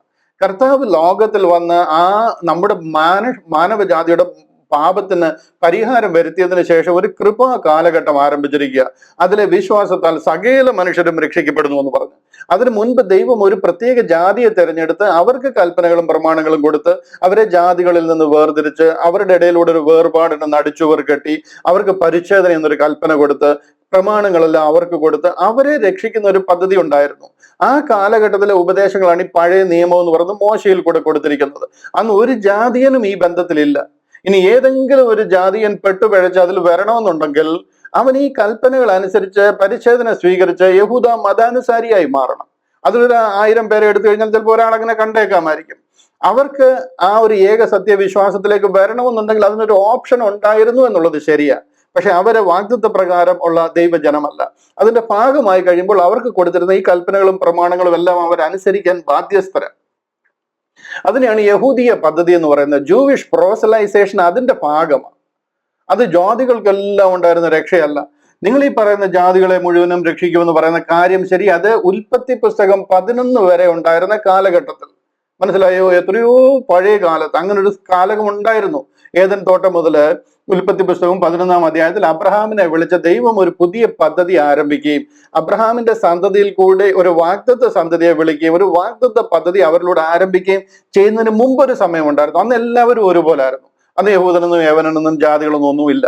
അന്ന് ഇങ്ങനൊരു ഗ്രൂപ്പേ ഇല്ല. അന്ന് എല്ലാവരോടും പറഞ്ഞിരുന്നത്. പക്ഷെ അന്നുണ്ടായിരുന്ന രക്ഷാപദ്ധതി ഒരുത്തരും ദൈവത്തോട് ചേർന്ന് നിൽക്കുകയോ ദൈവത്തിൽ നിന്ന് അകന്നു പോയിക്കൊണ്ടേയിരുന്നു. നോഹയുടെ കാലത്തൊക്കെ ആ ജലപ്രളയം ഉണ്ടാക്കി ഒരുത്തരെ പോലും ബാക്കി വയ്ക്കുവാൻ കഴിയാത്തവണ്ണം അവർ ദൈവത്തിൽ നിന്ന് അകന്നു പോയിരുന്നു. അതുകൊണ്ടാണ് ദൈവം അബ്രഹാമിനെ വിളിച്ച് അബ്രഹാമിൽ കൂടെ ഒരു വാഗ്ദത്ത സന്തതിയെ വിളിച്ച് ഇതെല്ലാം ഉലകം സ്ഥാപിക്കുന്നതിന് മുമ്പേ ദൈവം പ്ലാൻ ചെയ്തിരുന്ന ദൈവിക പദ്ധതിയാണ്. ഈവൻ പോളിനെ വിളിക്കുന്നത് കൂടെ ദൈവം ഉലകം സ്ഥാപിക്കുന്നതിന് മുമ്പേ പ്ലാൻ ചെയ്തിരുന്ന പദ്ധതിയാണ്. ഇതൊന്നും ആക്സിഡന്റലി വന്നതോ അങ്ങനെ സംഭവിച്ചു അതുകൊണ്ട് ഇങ്ങനെ ആക്കിയേക്കാം എന്ന് വിചാരിച്ച ദൈവം തിരുത്തിയതോ ഒന്നുമല്ല.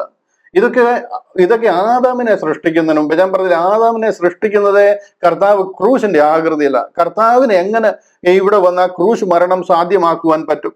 ആ ഒരു രീതിയിൽ ആണി അടിക്കാൻ ഇവിടെ ഈ അൾനാന്നും റേഡിയസ് എന്നും പറയുന്ന 2 അസ്ഥികളുണ്ട്. അതിനിടയിൽ ആണി അടിക്കാൻ വരെ പാകത്തിനാണ് നമ്മളെ ഡിസൈൻ ചെയ്തേക്കുന്നത്. മനസ്സിലായോ? അത് ഉലകം സ്ഥാപിക്കുന്നതിന് മുമ്പ് പ്ലാൻ ചെയ്ത പദ്ധതികളുടെ ഒരു റെവലേഷൻ ആണ് ഈ നടക്കുന്നത് മുഴുവൻ.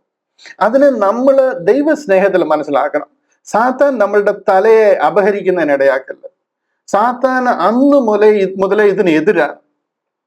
അങ്ങനെ സാത്താൻ എങ്ങനെ ലോകത്തെ അവന്റെ ചെപ്പടിക്കുള്ളിൽ കൊണ്ടുവരാൻ കഴിയും, എങ്ങനെ അവന്റെ കൂടെ നിത്യ നരകാഗ്നിയിലേക്ക് കൊണ്ടുപോകാൻ കഴിയും, അവൻ അഹോരാത്രം അതിനുവേണ്ടി പണിയെടുത്തുകൊണ്ടിരിക്കുക. നമ്മൾ വെറും ബുദ്ധി കെട്ടവരായിട്ട് അവന്റെ ആ തന്ത്രങ്ങൾക്ക് കീഴ്പ്പെട്ടു പോകാനിടയായി തീരരുത്. സത്യവചനത്തെ നിസ്സാരമായിട്ട് 6ാം ക്ലാസ്സിൽ പഠിക്കുന്ന ഒരു കുട്ടിക്ക് മനസ്സിലാകുന്ന രീതിയിൽ എഴുതി നമ്മുടെ കയ്യിൽ തന്നിരിക്കുക. ഇതിനെ വേറെ ആരും തെറ്റിച്ച് കളയുന്നതിനിടയായി തീരാതെ സത്യവചനത്തെ യഥാർത്ഥമായിട്ട് പഠിക്കണം. റൈറ്റ്ലി ഡിവൈഡ് ചെയ്ത് നമ്മളോട് പറഞ്ഞിരിക്കുന്ന കാര്യം എന്താണ്, പണ്ട് ഇതിന് നമ്മൾ യോഗ്യരായിരുന്നോ?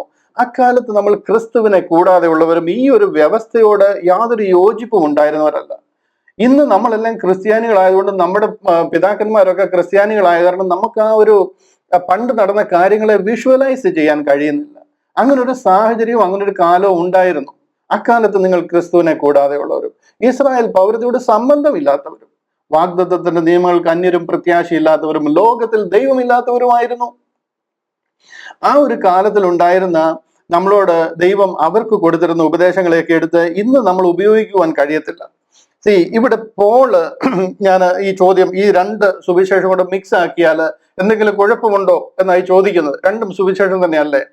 പാല്, ഒരു ഗ്ലാസ് പാലെടുത്ത് വെച്ചിട്ട് അതിലൊരു 2 തുള്ളി വിഷം ഒഴിക്കുക, എന്താ സംഭവിക്കുന്നത്? അത് മുഴുവനും വിഷമായി പോകും, മുഴുവൻ പോയിസൺഡ് ആയി പോകും. ഇതേ സിമിലർ സംഗതിയാണ് ഇവിടെ നടക്കുന്നത്. നിങ്ങൾക്ക് എത്ര പേർക്ക് ഒരു ദൈവ സ്നേഹത്തോട് ഇതേ കാണുവാൻ കഴിയും? പോൾ എന്തിനാ പറയുന്നത് നിങ്ങളെ ക്ഷുദ്രം ചെയ്ത് മയക്കത് ആരെന്ന് ചോദിക്കുന്നത് എന്തിനാ? പോൾ ആരോടായി ചോദിക്കുന്നത്? ദൈവസഭയിൽ വന്നിട്ട് യേശു ക്രിസ്തു ക്രൂശിക്കപ്പെട്ടവനായി നിങ്ങളുടെ കണ്ണിന് മുമ്പിൽ വരച്ചു കിട്ടിയിരിക്കെ നിങ്ങളെ ക്ഷുദ്രം ചെയ്ത് മയക്കിയത് ആരെന്ന് ചോദിക്കുന്നത്. എന്താ ഈ ക്ഷുദ്രം? പൗലോസ് അപ്പോസ്തലനെ താങ്കൾ എന്താണ് ഈ ക്ഷുദ്രം കൊണ്ട് ഉദ്ദേശിക്കുന്നതെന്ന് നിങ്ങളൊന്ന് പഠിച്ചു നോക്കുക. എന്താണ് ഈ ക്ഷുദ്രം എന്ന് പറയുന്നത്? ക്ഷുദ്രം എന്ന് പറഞ്ഞാൽ അറിയാമോ എന്താ? അതിന്റെ സീരിയസ്നെസ് അറിയാമോ? ഒരിക്കലും ക്ഷുദ്രത്തിൽ പെട്ടുപോയി കഴിഞ്ഞാൽ തലമുറയായിട്ട് നിങ്ങൾ ആ ക്ഷുദ്രത്തിൽ പെട്ടുപോകും. അതുപോലത്തെ ക്ഷുദ്രം, അതിനെ ബാധ കൂടുക എന്ന് പറയുന്നത് വിട്ടേച്ച് പോകത്തില്ല. ആ ക്ഷുദ്രം അത്ര സാധനമാണ്. അത് നിങ്ങൾ എങ്ങനെ ഈ ക്ഷുദ്രത്തിൽ നിങ്ങളെ മുക്കിയെന്നാണ് ചോദിക്കുന്നത്. യേശു ക്രിസ്തുവിനെ ക്രൂശിക്കപ്പെട്ടവനായ നിങ്ങളുടെ കണ്ണിന് മുമ്പിൽ വരച്ചു കെട്ടിരിക്കുക നിങ്ങൾ ഈ ക്ഷുദ്രം ചെയ്ത് മയക്കിയത് ആര്? ഏത് ക്ഷുദ്രത്തിന്റെ കാര്യമാണ് പോൾ ഈ പറയുന്നത്? ഞാനത് നിങ്ങൾക്ക് ഹോംവർക്ക് ആയിട്ട് തരാം. ഞാൻ പറഞ്ഞെന്ന് കഴിഞ്ഞാൽ റെഡിമെയ്ഡ് ആൻസർ കിട്ടുന്ന കാരണം അത് നിങ്ങൾക്ക് പഠിക്കാൻ കഴിയുന്നില്ല. ഒന്ന് പഠിച്ചു നോക്കണം. പോൾ എന്താണ് ഈ 12 അപ്പോസ്തലന്മാരോട് പറയുന്നത്? അങ്ങനെ ആയിപ്പോയാൽ ഞാൻ ഓടിയതും അധ്വാനിച്ചതും വൃഥാവായി പോകുമെന്ന്.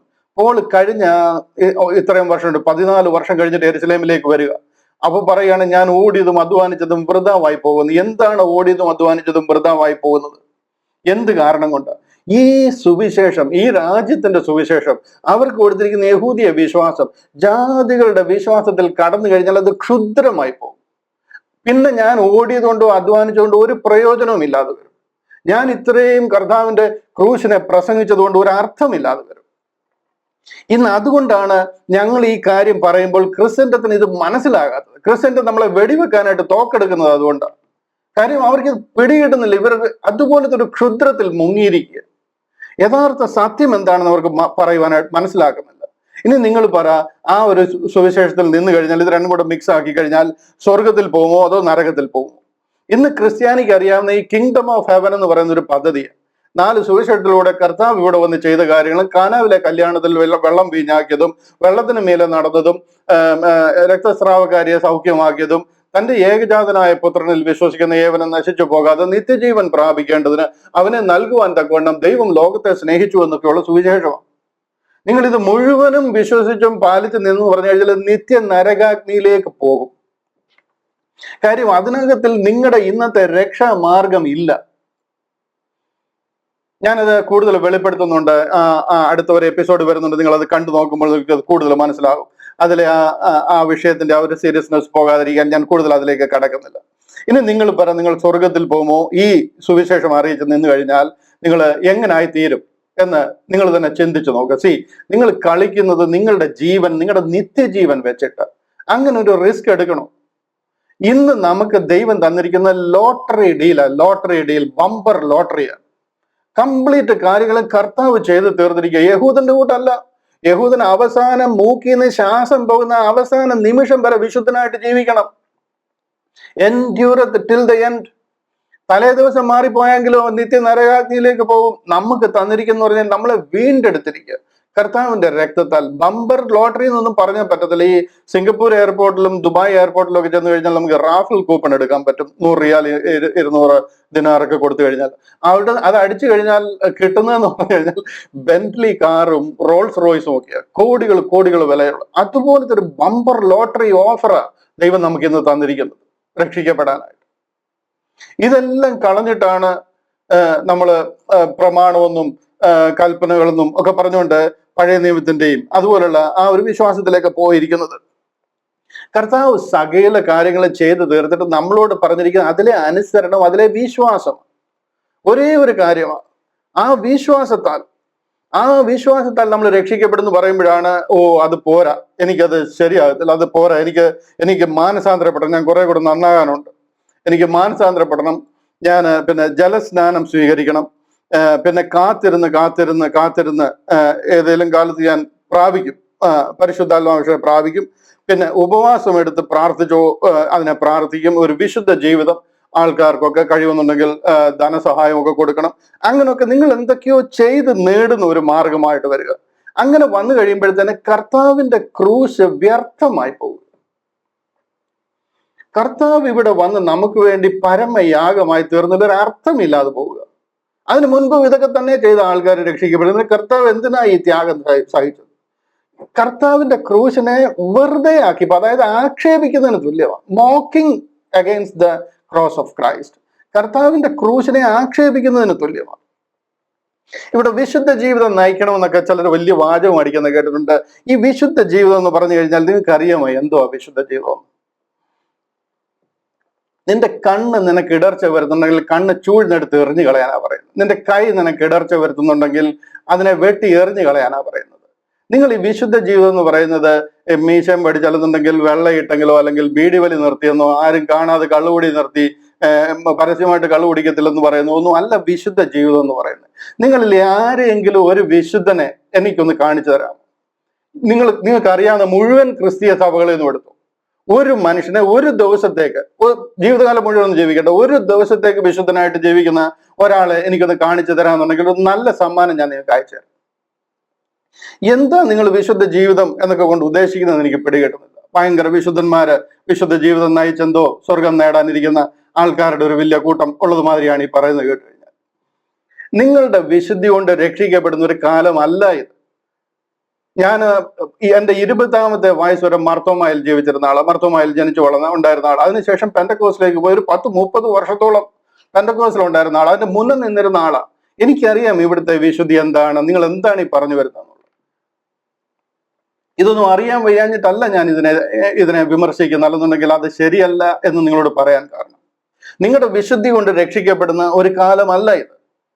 കർത്താവിന്റെ നീതി നമ്മുടെ നീതിയായിട്ട് കണക്കിടപ്പെടുന്ന ഒരു കാലമാണ്. ഇംപ്യൂട്ടഡ് റൈച്ചിയസ്നെസ്, കർത്താവ് കാൽവറിയിലൂടെ നിവർത്തിച്ച ആ നീതി, അത് അതിലെ വിശ്വാസത്താൽ നമ്മുടെ നീതിയായിട്ട് കണക്കിടപ്പെടുന്ന ഒരു കാലമായത്. റോമാലേഖനത്തിൽ നിന്ന് ഒരു വാക്യം മാത്രം വായിച്ച് ഞാനത് പെട്ടെന്ന് കൺക്ലൂഡ് ചെയ്യാം. ഇവിടെ പറയാണ് റോമാലേഖനം 4-ാം അധ്യായം അതിന്റെ 5-ാം വാക്യം. അവിടെ പറയാം, പ്രവർത്തിക്കാത്തവനെങ്കിലും അഭക്തനെ നീതീകരിക്കുന്നവനിൽ വിശ്വസിക്കുന്നവനോ അവന്റെ വിശ്വാസം നീതിയായി കണക്കിടുന്നു. മനസ്സിലായോ? ഇന്ന് നാം രക്ഷിക്കപ്പെടുന്നത് നിങ്ങൾ എന്തെങ്കിലും വിശുദ്ധ ജീവിതം ചെയ്ത് നിങ്ങളുടെ വിശുദ്ധിയെ തികച്ച് നിങ്ങളുടെ വിശുദ്ധിയുടെ ആഴം കണ്ട് നിങ്ങളെ ഓക്കെ നീ റെഡി എന്ന് പറഞ്ഞ് ടിക്കിട്ട് രക്ഷപ്പെടുത്തുന്ന കാലമല്ല ഇത്. ഇവിടെ കണ്ടില്ലയോ, but to him that is worketh not but believeth on him that justifieth the ungodly his faith is counted for righteousness. നിങ്ങളുടെ വിശ്വസിക്കുന്നവരുടെ വിശ്വാസം നീതിയായി കണക്കിടുക. നമ്മൾ യേശു ക്രിസ്തു നമ്മുടെ പാപത്തിന്റെ പരിഹാരത്തിന് വേണ്ടി കാൽവറിയിൽ യാഗമായി. ആ കുഞ്ഞാട് എനിക്ക് പകരം എന്റെ പാപം ചുമന്നുകൊണ്ട് എനിക്ക് പകരമായിട്ട് എന്റെ പാപത്തിന് പരിഹാരമായിട്ട് കാൽവറിയിലൂടെ പരമയാഗമായിരിക്കുക. ആ ഒഴുകിയിരിക്കുന്ന തങ്ക രക്തം എന്റെ പാപത്തിന്റെ പരിഹാരമാണ്. അതിലെ ആഴമായ വിശ്വാസവും സമർപ്പണത്തിലും ദ മൊമെന്റ് നമ്മുടെ ഹൃദയത്തിൽ ആ സംഗതി ആത്മാർത്ഥമായിട്ട് വന്നു കഴിയുമ്പോൾ നമ്മുടെ ഇന്ദ്രിയങ്ങളെ ശോധന ചെയ്യുന്ന ദൈവം നമ്മെ ശുദ്ധീകരിച്ച് പരിശുദ്ധ ആത്മാവിനാൽ മുദ്രയിടുക. That's it. ഇതാ നമ്മുടെ രക്ഷ എന്ന് പറയുന്നത്. ഇതിന്റെ അർത്ഥം നമുക്ക് പാപങ്ങളൊക്കെ ചെയ്ത് ജീവിക്കാമെന്ന് ഞാൻ പറഞ്ഞു എന്ന് നിങ്ങൾ തെറ്റിദ്ധരിച്ചാൽ ഒരിക്കലും അല്ല. ഒരിക്കൽ പോലും എന്റെ എവിടെയെങ്കിലും ഒരു ധ്വനിയിൽ നിങ്ങൾക്ക് അത് കിട്ടിയിട്ടുണ്ടോ ഞാൻ അങ്ങനെ പറയുന്നതായിട്ട്? അങ്ങനല്ല നമ്മൾ പറയുന്നത്. ഒരിക്കലും ഒരു പാപവും ചെയ്യല്ല. Grace is not a licence to sin. പാപം ചെയ്യാനുള്ള ഒരു ലൈസൻസ് അല്ല കൃപ എന്ന് പറയുന്നത്. പാപ സംബന്ധമായി മരിച്ചവരായ നാം ഇനിയും അതിൽ ജീവിക്കുന്നത് എങ്ങനെ? റോമാലേഖനം 6-ാം അധ്യായത്തിൽ പറയുന്നത് കണ്ടില്ലയോ? പാപ സംബന്ധമായിട്ട് നമ്മൾ മരിച്ചിരിക്കുക, നമുക്ക് പിന്നെ അതിൽ ജീവിക്കാൻ പറ്റത്തില്ല. പാപത്തെ അതിന്റെ രാഗമോഹങ്ങളോടുകൂടി ക്രൂശിക്കണം. പൗലോസ് അപ്പോസ്തലൻ പറയുന്നത് അങ്ങനെ. 1 കൊരിന്ത്യർ 5-ാം അധ്യായം ഒക്കെ പഠിച്ചു കഴിഞ്ഞാൽ നമുക്ക് കാണാം, പാപം ചെയ്തിരുന്ന ഒരു മനുഷ്യനെ അവനെ സഭയിൽ നിന്ന് പുറത്താക്കി കളയാനാ പറയുന്നത്. പാപം ചെയ്യാനൊന്നും ഒരിടത്തും നമ്മൾ എൻകറേജ് ചെയ്യത്തില്ല. പാപം ചെയ്യണമെന്നോ അല്ലെങ്കിൽ പാപസംബന്ധമായിട്ട് ജീവിക്കുന്നതുകൊണ്ട് കുഴപ്പമില്ലെന്നോ ഒരിടത്തും ഒരു ധ്വനി പോലും നിങ്ങൾക്ക് കേൾക്കത്തില്ല. അത് നമ്മുടെ ഉപദേശമേ അല്ല. നമ്മൾ അതിന് ഡെഡ് അഗേൻസ്റ്റ്.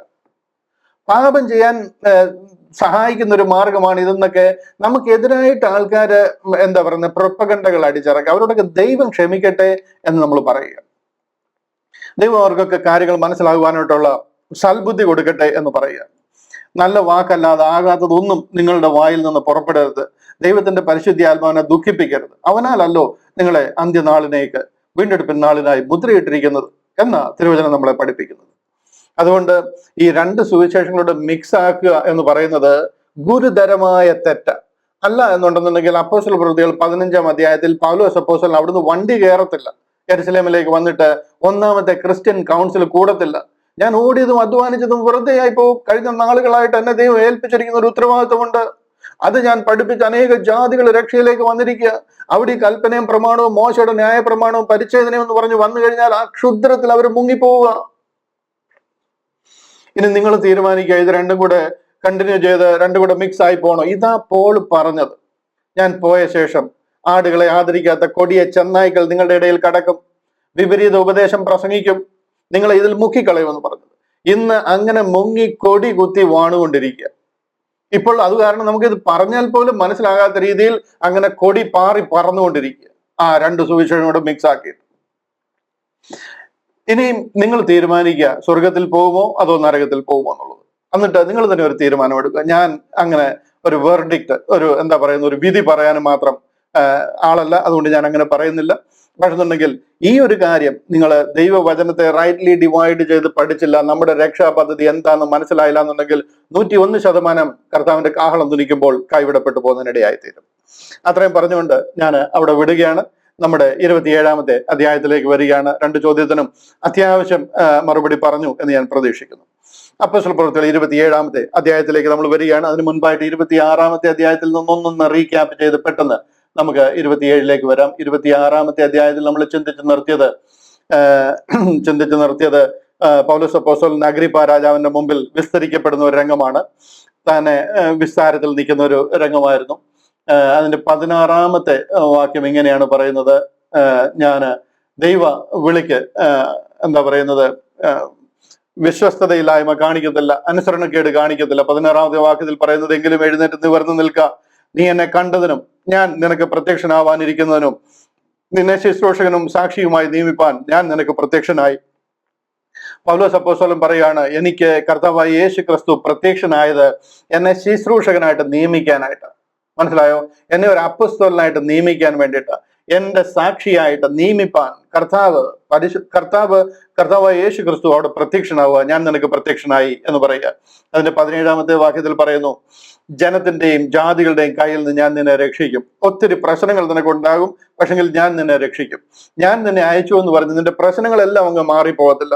പട്ടുമത്തയിൽ കിടന്ന് ഉറങ്ങാമെന്ന് വിചാരിക്കരുത്. ഒരു സേഫ് സെയിലിംഗ് അല്ല, പക്ഷെ ഉണ്ടെങ്കിൽ ഒരു എന്താ പറയുന്നത്, ഒരു സേഫ് ഡെസ്റ്റിനേഷനാണ് ഞാൻ നിനക്ക് വേണ്ടി ഒരുക്കിയിരിക്കുന്നത്. ഒത്തിരി ടർബുലൻസ്, ഒത്തിരി പ്രതികൂലങ്ങൾ നിന്റെ ജീവിതത്തിൽ ഉണ്ടാകും. ജനത്തിന്റെയും ജാതികളുടെയും ഇടയിൽ നിന്ന് നിറയെ പ്രശ്നങ്ങൾ നിനക്കുണ്ടാകും, പക്ഷെങ്കിൽ ഞാൻ അവരുടെ കയ്യിൽ നിന്ന് നിന്നെ രക്ഷിക്കും.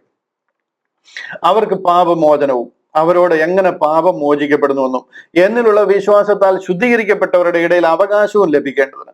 അതായത് എന്നിൽ വിശ്വസിച്ചിരിക്കുന്ന കർത്താവായ യേശു ക്രിസ്തുവിൽ വിശ്വസിച്ചിരിക്കുന്നവര്, അങ്ങനെ ശുദ്ധീകരിക്കപ്പെട്ടവർക്ക് ലഭിക്കുന്ന അവകാശമുണ്ട്. അവരുടെ ഇടയിൽ ലഭിക്കേണ്ടുന്ന അവകാശവും ലഭിക്കേണ്ടത്. മനസ്സിലായോ?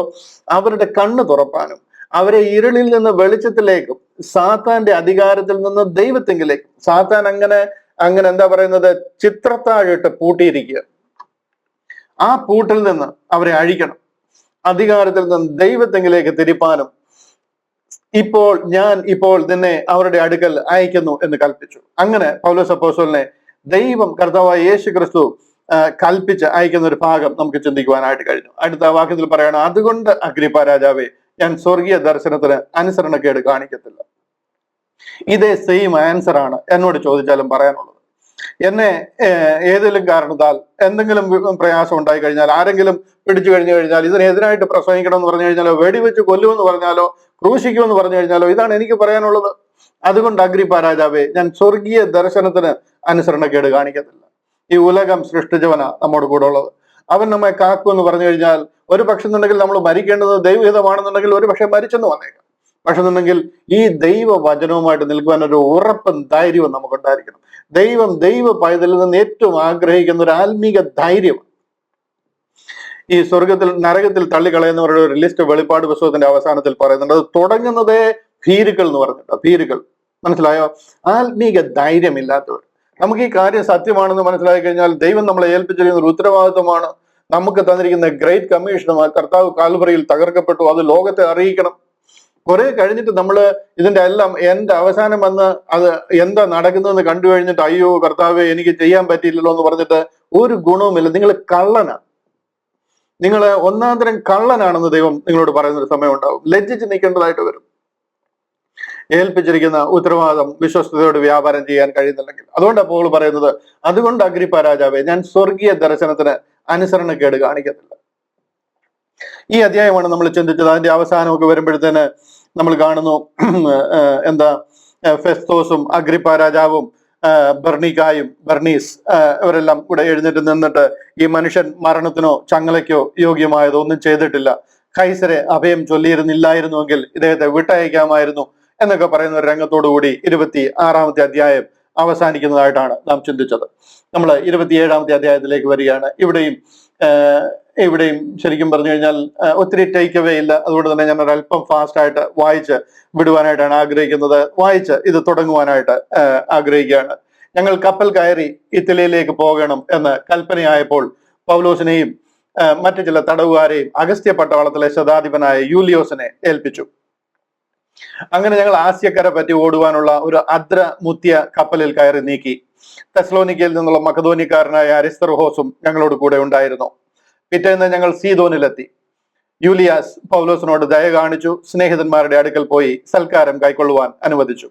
അവിടെ നിന്ന് ഞങ്ങൾ നീക്കി. കാറ്റ് പ്രതികൂലമാകിയാൽ കുപ്രോസ് ദ്വീപിന്റെ മറപറ്റി ഓടി. കിലിക്കിയ പംഫുല്യ കടൽ വഴിയായി ചെന്ന് ലുക്കിയയിലെ മൂറ പട്ടണത്തിലെത്തി. അവിടെ ശതാധിപൻ ഇറ്റലിക്ക് പോകുന്ന ഒരു അലക്സാണ്ട്രിയ കപ്പൽ കണ്ട് ഞങ്ങളെ അതിൽ കയറ്റി. പിന്നെ ഞങ്ങൾ ബഹുദിവസം പതുക്കെ ഓടി ക്നീദോസ് തൂക്കിൽ പ്രയാസത്തോടെ എത്തി. കാറ്റ് സമ്മതിക്കായികയാൽ ക്രേത്ത ദ്വീപിന്റെ മറപറ്റി ഷൽമോനിക്ക് നേരെ ഓടി. കരപറ്റി പ്രയാസത്തോട് ലസയ്യ പട്ടണത്തിന്റെ സമീപത്ത് ശുഭ തുറമുഖം എന്നു പേരുള്ള സ്ഥലത്ത് എത്തി. ഞാൻ അവിടെ നിന്ന് നിർത്തുക. ഇവിടെ പറയുന്നത് പൗലോസ് അപ്പോസ്തലനെ കൈമാറുകയാണ്. ഇവിടെ ഫെസ്തോസ് ഒരു അഗസ്ത്യ പട്ടാളത്തിലെ തലവനായിരിക്കുന്ന, ഞങ്ങൾ കപ്പൽ കയറി ഇറ്റലിക്ക് പോകണം, അതായത് ഞാൻ കൈസരി അഭയം ചൊല്ലിയിരിക്കുന്നു എന്ന് പറയുമ്പോൾ അവിടെ കൈസർ അടുക്കിലേക്ക്, നീറോ ചക്രവർത്തിയാണ് കൈസർ അടുക്കിലേക്ക് റോമിലേക്ക് പോകുവാനായിട്ട് കൽപ്പനയായപ്പോൾ പൗലോസിനെയും മറ്റ് ചില തടവുകാരെയും, കുറെ നാളായിട്ട് ഈ അപ്പീലിന് വേണ്ടി കാത്തു കിടക്കുന്ന കുറെ തടവുകാരുണ്ട്, അവരെ എല്ലാവരെയും കൂടെ അഗസ്ത്യ പട്ടാളത്തിലെ ശതാധിപനായ യൂലിയാസിനെ ഏൽപ്പിച്ചു. അടുത്തൊരു പട്ടാളത്തിന്റെ റെജിമെന്റ് ആണ്. അതിന്റെ ഒരു സെഞ്ചുറിയനാണ് ഈ ജൂലിയാസ് എന്ന് പറയുന്ന ആ പട്ടാള തലവൻ. അദ്ദേഹത്തെ ഏൽപ്പിച്ച് അദ്ദേഹത്തിനെ കൈമാറുകയാണ്. അങ്ങനെ പോളിനെ റോമിലേക്ക് അയക്കുവാനുള്ള, മറ്റ് തടവുകാരുടെ കൂടെ അയക്കുവാനുള്ള കാര്യങ്ങൾ കൈമാറ്റം ചെയ്യപ്പെടുകയാണ്. ജൂലിയാസിനെ അതിനെ ഏൽപ്പിക്കുന്നു. ഈ 27-ാമത്തെ അധ്യായം മുഴുവൻ നോക്കിക്കഴിഞ്ഞാൽ ഇത് ഒരു യാത്ര വിവരണത്തിന്റെ രീതിയിലാണ് ഈ അധ്യായം എഴുതിയിരിക്കുന്നത്. 1 മുതൽ 8 വരെയുള്ള വാക്യങ്ങളിൽ പറയുന്നത് പൗലോസ് അപ്പോസ്തലനെ റോമിലേക്ക് അയക്കുന്നതായിട്ട് കാണാം. The only account of any apostle going to Rome and it is not Peter but Paul. ഒരേ ഒരു അപ്പോസ്തലനെ റോമിൽ പോയതായിട്ട് ബൈബിൾ നമ്മളോട് പഠിപ്പിക്കുന്നുള്ളൂ. അത് അപ്പോസ്തലനെ പൗലോസ് ആണ്, പത്രോസ് അപ്പോസ്തലനല്ല. 1-ാമത്തെ വാക്യം മുതൽ നമ്മൾ നോക്കിക്കഴിഞ്ഞാൽ ഇവിടെ ഞങ്ങൾ എന്ന പ്രയോഗം കാണാം. ഇത് കണ്ടില്ലേ, ഞങ്ങൾ കപ്പൽ കയറി ഇറ്റലിക്ക് പോകണം. ഈ ഞങ്ങൾ എന്ന് പറയാൻ കാര്യം, പോളിന്റെ കൂടെ ലൂക്കോസും ഉണ്ടായിരുന്നു. ലൂക്കോസ് ആണ് ഇത് എഴുതുന്നതെന്ന് നമുക്കറിയാം. അപ്പോസ്തല പ്രവൃത്തിയിൽ എഴുതിയത് ലൂക്കോസ് ആണ്. ലൂക്കോസ് ഇവിടെ ഞങ്ങൾ എന്ന് പറയുമ്പോൾ തന്റെ കൂടെ വന്നു ചേരുന്നത് കൊണ്ടാണ്. ഇവിടെ 1-ാമത്തെ വാക്യം മുതൽ തുടങ്ങിയിട്ട് അടുത്ത അധ്യായം 28-ാം അധ്യായം 15-ാമത്തെ വാക്യം വരെ ഞങ്ങൾ കൂടെ ഉള്ളതായിട്ട്, അതായത് റോമിലെ കാരാഗ്രഹത്തിലൊക്കെ ലൂക്കോസ് പോളിന്റെ കൂടുണ്ട്. പോളിനെ വധിക്കുവാനായിട്ട് അവസാന നിമിഷം പോളിനെ വധിക്കുമ്പോൾ ആ കൊലമരത്തിലേക്ക് കൊണ്ടുപോകുമ്പോൾ തന്റെ കഴുത്ത് അങ്ങനെ നീട്ടിവെച്ച് കഴുത്ത് വെട്ടി കൊല്ലുകയാണ് ചെയ്യുന്നത്. അതിനു വേണ്ടി പോകുമ്പോൾ ആ മരണസ്ഥലത്തേക്ക്, കുലത്തളത്തിലേക്ക് പോകുമ്പോൾ തന്റെ ഇടത്തും വലത്തും ലൂക്കോസും തിമത്തിയോസും ഉണ്ടായിരുന്നു എന്നാണ് നമുക്ക് വചനത്തിൽ നിന്നും മനസ്സിലാക്കുവാനായിട്ട് കഴിയുന്നത്. വേദപണ്ഡിതന്മാരുടെ അഭിപ്രായവും ചിന്തകളും പറയുന്നത്. ഇവിടെ നമുക്ക് കാണാം ലൂക്കോസും അരിസ്തർഹോസും പോളിനെ അനുഗമിച്ചവരാണ്. അവര് ജയിലിലും ഒക്കെ കൂടെ ഉണ്ടായിരുന്നു എന്ന് നമ്മൾ വിശ്വസിക്കുന്നു. കൈസരിയിൽ നിന്നും യാത്ര ആരംഭിച്ച് സീദോന്, അതായത് ലെബനോനാണ്, ഇന്നത്തെ ലെബനോനാണ് ഈ സീദോൻ എന്ന് പറയുന്നത്. ഏകദേശം 70 കിലോമീറ്റർ അകലെയാണ് കൈസരിയിൽ നിന്നും. അവിടെ നിന്ന് ലെബനോനിൽ എത്തിച്ചേരുകയും ലെബനോനിലെ സീദോൻ, അവിടെ ആ സീദോൻ എന്ന് പറയുന്ന ഒരു പോർട്ട് സിറ്റിയാണ്, അവിടെ തുറമുഖ പട്ടണമാണ്. അവിടെ എത്തി അവിടെ നിന്ന് കപ്പൽ കയറാനുള്ള പ്ലാനിലാണ് വന്നിരിക്കുന്നത്. അവിടെ വന്നു കഴിഞ്ഞപ്പോൾ ആ കപ്പലിന് വേണ്ടി വെയിറ്റ് ചെയ്യുമ്പോൾ ഈ ലൂസിയാസ് എന്ന് പറയുന്ന സഹസ്രാധിപൻ പോളിനോട് പറഞ്ഞു, നിന്റെ ആൾക്കാരെ, നിന്റെ സഹോദരന്മാരെ, നിന്റെ അനുയായികളെ ഒക്കെ കാണണമെന്നുണ്ടെങ്കിൽ അതിനുള്ള അവസരമുണ്ട് എന്ന് പറഞ്ഞിട്ട് അതിന് ദയ കാണിക്കുകയും ശതാധിപൻ അതിനു വേണ്ടിയിട്ട് തന്നെ അനുവദിക്കുകയും ചെയ്യുന്നതായിട്ട് 2-ാമത്തെ വാക്യത്തിൽ കാണാം. അങ്ങനെ ഞങ്ങൾ ആസ്യക്കര പറ്റി ഓടുവാനുള്ള അദ്രമുത്യ കപ്പലിൽ കയറി നീക്കി തെസ്ലോനിക്കയിൽ നിന്നുള്ള മക്കതോന്യക്കാരനായ അരിസ്ത്രഹോസും ഞങ്ങളോട് കൂടെ ഉണ്ടായിരുന്നു. പിറ്റേന്ന് ഞങ്ങൾ സീദോനിലെത്തി. യൂലിയാസ് പൗലോസിനോട് ദയ കാണിച്ചു. സ്നേഹിതന്മാരുടെ അടുക്കൽ പോയി സൽക്കാരം കൈക്കൊള്ളുവാനായിട്ട് ലൂസിയാസ് തന്നെ അനുവദിക്കുന്നതായിട്ട് നമുക്ക് കാണുവാനായിട്ട് കഴിയും. അന്ന് ആക്ച്വലി റോമിലേക്ക്, ഇറ്റലിക്ക് ആവശ്യമായ ഗോതമ്പും മറ്റ് ധാന്യങ്ങളും ഒക്കെ കയറ്റിക്കൊണ്ട് പോയിരുന്നത് ഈജിപ്തിൽ നിന്ന്, അലക്സാൻഡ്രിയ എന്ന് പറയുന്ന പോർട്ടിൽ നിന്ന്. അതുകൊണ്ടാണ് അലക്സാൻഡ്രിയയിൽ നിന്നും ചരക്ക് കപ്പലുകൾ ഈ മുറ പട്ടണം വഴി ഇറ്റലിക്ക് പോകുമായിരുന്നു. ആ ഒരു ചരക്ക് കപ്പലിൽ കയറി പോകാനാണ് ഇവർ പ്ലാൻ ചെയ്തിരിക്കുന്നത്. അവിടേക്ക് ചരക്ക്, അതായത് ഗോതമ്പ് മെയിൻലി കൊണ്ടുപോകുന്ന ഈജിപ്തിൽ നിന്നും ഈ അലക്സാൻഡ്രിയ തുറമുഖത്ത് നിന്നായിരുന്നു കപ്പൽ വഴി കൊണ്ടുപോകുന്നത്. ഇവിടെ ആ യാത്ര ആരംഭിക്കുക 9-ാമത്തെ വാക്യം മുതൽ 44-ാമത്തെ വാക്യം വരെ നോക്കിക്കഴിഞ്ഞാൽ ശുഭ തുറമുഖം എന്ന് പറയുന്ന ഒരു സ്ഥലം, ആ ശുഭ തുറമുഖത്ത് നിന്നും മെലീത്ത, മാൾട്ട എന്ന് പറയുന്ന സ്ഥലത്ത് എത്തിച്ചേരുന്നവരുള്ള യാത്രയാണ് ഈ 27-ാമത്തെ അധ്യായത്തിൽ പറഞ്ഞിരിക്കുന്നത്. നമുക്ക് ഓരോന്നോരോന്നായിട്ട് വായിച്ചു പോകാം. ഞാനിപ്പോൾ അത് വായിച്ചു പോകുമ്പോൾ അതിന് ഒരു എക്സ്പ്ലനേഷൻ തന്നു പോകാം. അല്ല എന്നുണ്ടെങ്കിൽ നമുക്ക് ഒത്തിരി ലൈൻ ബൈ ലൈനായിട്ട് നിന്ന് പോകാൻ സമയമില്ല. അവിടെ നിന്ന് ഞങ്ങൾ നീക്കി കാറ്റ് പ്രതികൂലമാകിയാൽ കുപ്രോസ് ദ്വീപിന്റെ മറപറ്റി ഓടി. കുപ്രോസ് ദ്വീപിന്റെ മറപറ്റി ഓടി എന്നൊക്കെ പറയുമ്പോൾ എനിക്ക് തോന്നുന്നത്, ഞാൻ ആ ഗ്രാഫ് ഒന്ന് കാണിക്കുന്നത് യൂസ്ഫുൾ ആയിരിക്കുമെന്ന് തോന്നുന്നു. ബട്ട് ഒരു 1 second, let me just take the graph. ആ ഒരു ഇത് നല്ലതായിരിക്കുമെന്ന് തോന്നുന്നു. ഈ പൗലോസിന്റെ ഈ ഗ്രീൻ കളറിൽ കാണുന്ന ഈ ലൈൻ കണ്ടോ? ഗ്രീൻ കളറിൽ കാണാൻ കഴിയുന്നുണ്ടോ? ഇവിടെ നിന്നും ആന്റിപാട്രീസ്, ഇതാണ് കൈസരിയ എന്ന് പറയുന്നത്. Paul sent to Rome to appeal to Caesar. Caesarea എന്ന് പറയുന്ന സ്ഥലമാണ്. ഈ കൈസരിയയിൽ നിന്നും, ജെറുസലേമിൽ നിന്നും കൈസരിയയിലെത്തി, കൈസരിയയിൽ നിന്നും സീദോനിലെത്തി. ഈ ഒരു ഗ്രീൻ കളർ ഈ കാണുന്ന ഇതാണ് സീദോൻ, ലെബനോനാണ്. സീദോനിൽ നിന്നും ഈ സൈപ്രസ് ആണ് കുപ്രോസ് എന്ന് പറയുന്നത്. കുപ്രോസിന്റെ മറ പറ്റി ഓടി. കാര്യം ഇതുവഴി വേണമെങ്കിൽ നേരെ ഇവർക്ക് ഇങ്ങ് ക്രേത്തയിൽ വരാമായിരുന്നു നേരെ. പക്ഷെ നടുക്കടലിൽ കൂടെ അധികം ഓടത്തില്ല. കാര്യം എന്താണെന്ന് ചോദിച്ചു കഴിഞ്ഞാൽ, എന്തെങ്കിലും പറ്റിപ്പോയി കഴിഞ്ഞാൽ കരയ്ക്ക് അടുക്കാൻ പറ്റാതെ പോകും. ഈ ഗ്രീൻ കളറിൽ കാണുന്നതാണ് റൂട്ട്. ഇതുവഴി ഇങ്ങനെ നേരെ വേണമെങ്കിൽ നമുക്ക് വേണേൽ വിചാരിക്കും ഇതുവഴി നേരെ ഇങ്ങനെ നീന്തിയാൽ പോരായിരുന്നോ, കപ്പൽ വിട്ടാൽ പോരായിരുന്നോ എന്ന്. പക്ഷെ ഉണ്ടെങ്കിൽ എന്തെങ്കിലും പറ്റിപ്പോയിട്ടുണ്ടെന്നുണ്ടെങ്കിൽ വളരെ നാളുകൾ കഴിയാതെ കരയ്ക്കടുക്കാൻ പറ്റത്തില്ല.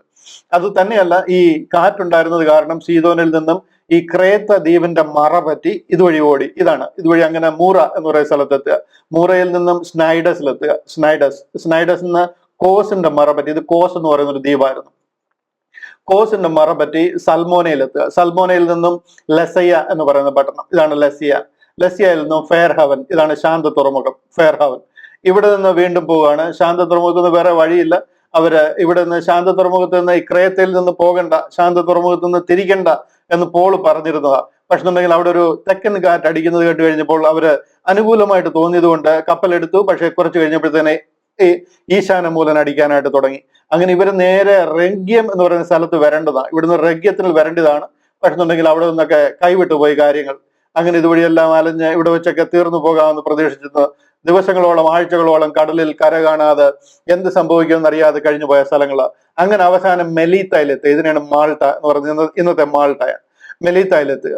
മെലീത്തയിൽ നിന്നും ഏകദേശം ഒരു 3 മാസത്തെ അവിടുത്തെ ആ ശീതകാലം കഴിച്ചതിന് ശേഷം അടുത്ത ഒരു കപ്പലിൽ കയറി സിറാക്കുസെ എന്ന് പറയുന്ന സ്ഥലവും, അവിടുന്ന് റെഗ്യയിൽ നിന്ന് പുത്തിയോലിയിൽ നിന്ന് റോമിലെത്തുക. ഇതാണ് ഈ ഒരു റൂട്ട്. അത് നിങ്ങളുടെ മനസ്സിലിരിക്കുവാൻ വേണ്ടിയിട്ടാണ് ഞാനൊന്ന് കാണിച്ചത്. കാര്യങ്ങൾ പറയുമ്പോൾ നമുക്ക് നാളെ കൂടുതൽ അതിനെ പെട്ടെന്ന് ഓരോ സ്ഥലത്തും എത്തുമ്പോൾ അതിനെ മനസ്സിലാകത്തുള്ളൂ. അവിടെ നിന്ന് ഞങ്ങൾ നീക്കി കാറ്റ് പ്രതികൂലമാകിയാൽ കുപ്രോസ് ദ്വീപിന്റെ മറപറ്റി ഓടി. ഇപ്പൊ നിങ്ങൾക്ക് അറിയാം എവിടാണ് കുപ്രോസ് ദ്വീപെന്നും എങ്ങനെയാണ് മറപറ്റി ഓടിയതെന്നും ഒക്കെ. കിലിക്കിയ പാംഫുല്യ കടൽ വഴിയായി ചെന്ന് ലുക്കിയയിലെ മൂറ പട്ടണത്തിലെത്തി. നമ്മളത് കണ്ടതായിരുന്നു. എവിടാണ് മൂറ എന്നുള്ളത്? കിലിക്കിയ, പോളിന്റെ സ്ഥലമാണ് പാംഫുല്യ ഒക്കെ. അവിടെ ശതാധിപൻ ഇറ്റലിക്ക് പോകുന്ന ഒരു അലക്സാണ്ട്രിയ കപ്പൽ കണ്ട് ഞങ്ങളെ അതിൽ കയറ്റി. ഇറ്റലിക്ക് പോകുന്ന അലക്സാണ്ട്രിയ കപ്പൽ, ഇതാ ഞാൻ പറഞ്ഞ ചരക്കും കൊണ്ടുപോകുന്ന കപ്പലാണ്, അതിൽ കയറ്റി. പിന്നെ ഞങ്ങൾ ബഹുദിവസം പതുക്കെ ഓടി. നീദോസ് തൂക്കിൽ പ്രയാസത്തോടെ എത്തി. കാറ്റ് സമ്മതിക്കായെങ്കിൽ ക്രേത്ത ദ്വീപിന്റെ മറപറ്റി ഷൽമോനിക്ക് നേരെ ഓടി. ഇതൊക്കെ നമ്മളിപ്പോ കണ്ടതാ. കരപറ്റി പ്രയാസത്തോടെ ലസയ പട്ടണത്തിന്റെ സമീപത്തുള്ള ശുഭ തുറമുഖം എന്നു പേരുള്ള സ്ഥലത്തെത്തി. ഇതാണ് ഫെയർ ഹവൻസ് എന്ന് പറയുന്ന ശുഭ തുറമുഖം എന്ന പട്ടണത്തിലെത്തി. ഇങ്ങനെ വളരെ നാൾ ചെന്ന ശേഷം നോമ്പും കഴിഞ്ഞിരിക്കെ കപ്പലോട്ടം വൈഷമ്യമാകൊണ്ട് പൗലോസ് ഇതെന്താ ഈ നോമ്പ് എന്ന് പറയുന്നത്? ഇവിടെ ആക്ച്വലി മഹാപാപ പരിഹാര പെരുന്നാൾ എന്ന് പറയുന്ന ഒരു പെരുന്നാളാണ്. ഇത് ഒക്ടോബർ ഫസ്റ്റ് വീക്കിൽ 5, 6, 7, 8 തീയതികളിലൊക്കെയാണ് നടക്കുന്നത്. ഈ കഴിഞ്ഞ വർഷം യഹൂദന് ഇസ്രായേലിൽ ആക്രമണം ഉണ്ടാകുന്നത് ആക്ച്വലി ഈ മഹാപാപ പരിഹാര പെരുന്നാളാണ്. അതിനെയാണ് ആ പെരുന്നാൾ നടക്കുമ്പോഴാണ് അവിടെ പ്രശ്നം ഉണ്ടാകുന്നത്. ആ ഒരു പെരുന്നാളിനെ കുറിച്ചാണ്, ആ നോമ്പിനെ കുറിച്ചാണ് ഇവിടെ പ്രതിപാദിക്കുന്നത്. ഇത് ഏകദേശം ഒരു ഒക്ടോബർ മാസത്തിലാണ് ഈ യാത്ര. അതായത് സെപ്റ്റംബർ അവസാനം, ഒക്ടോബർ ആദ്യ ആഴ്ചകളിലായിട്ടാണ്. അതാണ് നോമ്പും കഴിഞ്ഞിരിക്കുക, കപ്പലോട്ടം വൈഷമ്യമാകൊണ്ട് ഭയങ്കര തണുപ്പ് ആരംഭിച്ചിരിക്കുക. യോം കിപ്പോർ എന്ന് പറയുന്നത് ഈ മഹാപാപ പരിഹാര പെരുന്നാളിനെയാണ്. ആ സമയത്താണ് അത് കഴിഞ്ഞിരിക്കുന്ന കാര്യത്തെയാണ് ഇവിടെ പ്രതിപാദിക്കുന്നത്. കപ്പലോട്ടം വൈഷമ്യമാകൊണ്ട് പൗലോസ് പുരുഷന്മാരെ, ഈ യാത്രയിൽ ചരക്കിനും കപ്പലിനും മാത്രമല്ല നമ്മുടെ പ്രാണങ്ങൾക്കും ഏറിയ കഷ്ടനഷ്ടങ്ങൾ വരുമെന്ന് ഞാൻ കാണുന്നു എന്നവരെ പ്രബോധിപ്പിച്ചു. പോളിന് ദൈവിക ആലോചന ഉണ്ടായിട്ടാണ് പോൾ അത് പറയുന്നത്. പക്ഷെന്നുണ്ടെങ്കിൽ അവരതിനെ കൂട്ടാക്കുന്നില്ല. ഇവിടെ ഒരു ദൈവദാസൻ ഒരു ആലോചന പറയുക, അങ്ങനെ ചെയ്യരുത്, ഇതാണ് ദൈവത്തിന്റെ നിശ്ചയം എന്ന് പറഞ്ഞു കഴിയുമ്പോൾ അവിടെ അവരതിനെ വലിയ കാര്യമായിട്ട് എടുക്കുന്നില്ല. ശതാധിപൻ, അതായത് സെഞ്ചുറിയൻ ആണ് കാര്യങ്ങൾ അവിടെ നിയന്ത്രിക്കുന്നത്. അദ്ദേഹം പൗലോസ് പറഞ്ഞതിനേക്കാൾ മാലുമിയുടെയും കപ്പൽ ഉടമസ്ഥന്റെയും വാക്ക് അധികം വിശ്വസിച്ചു.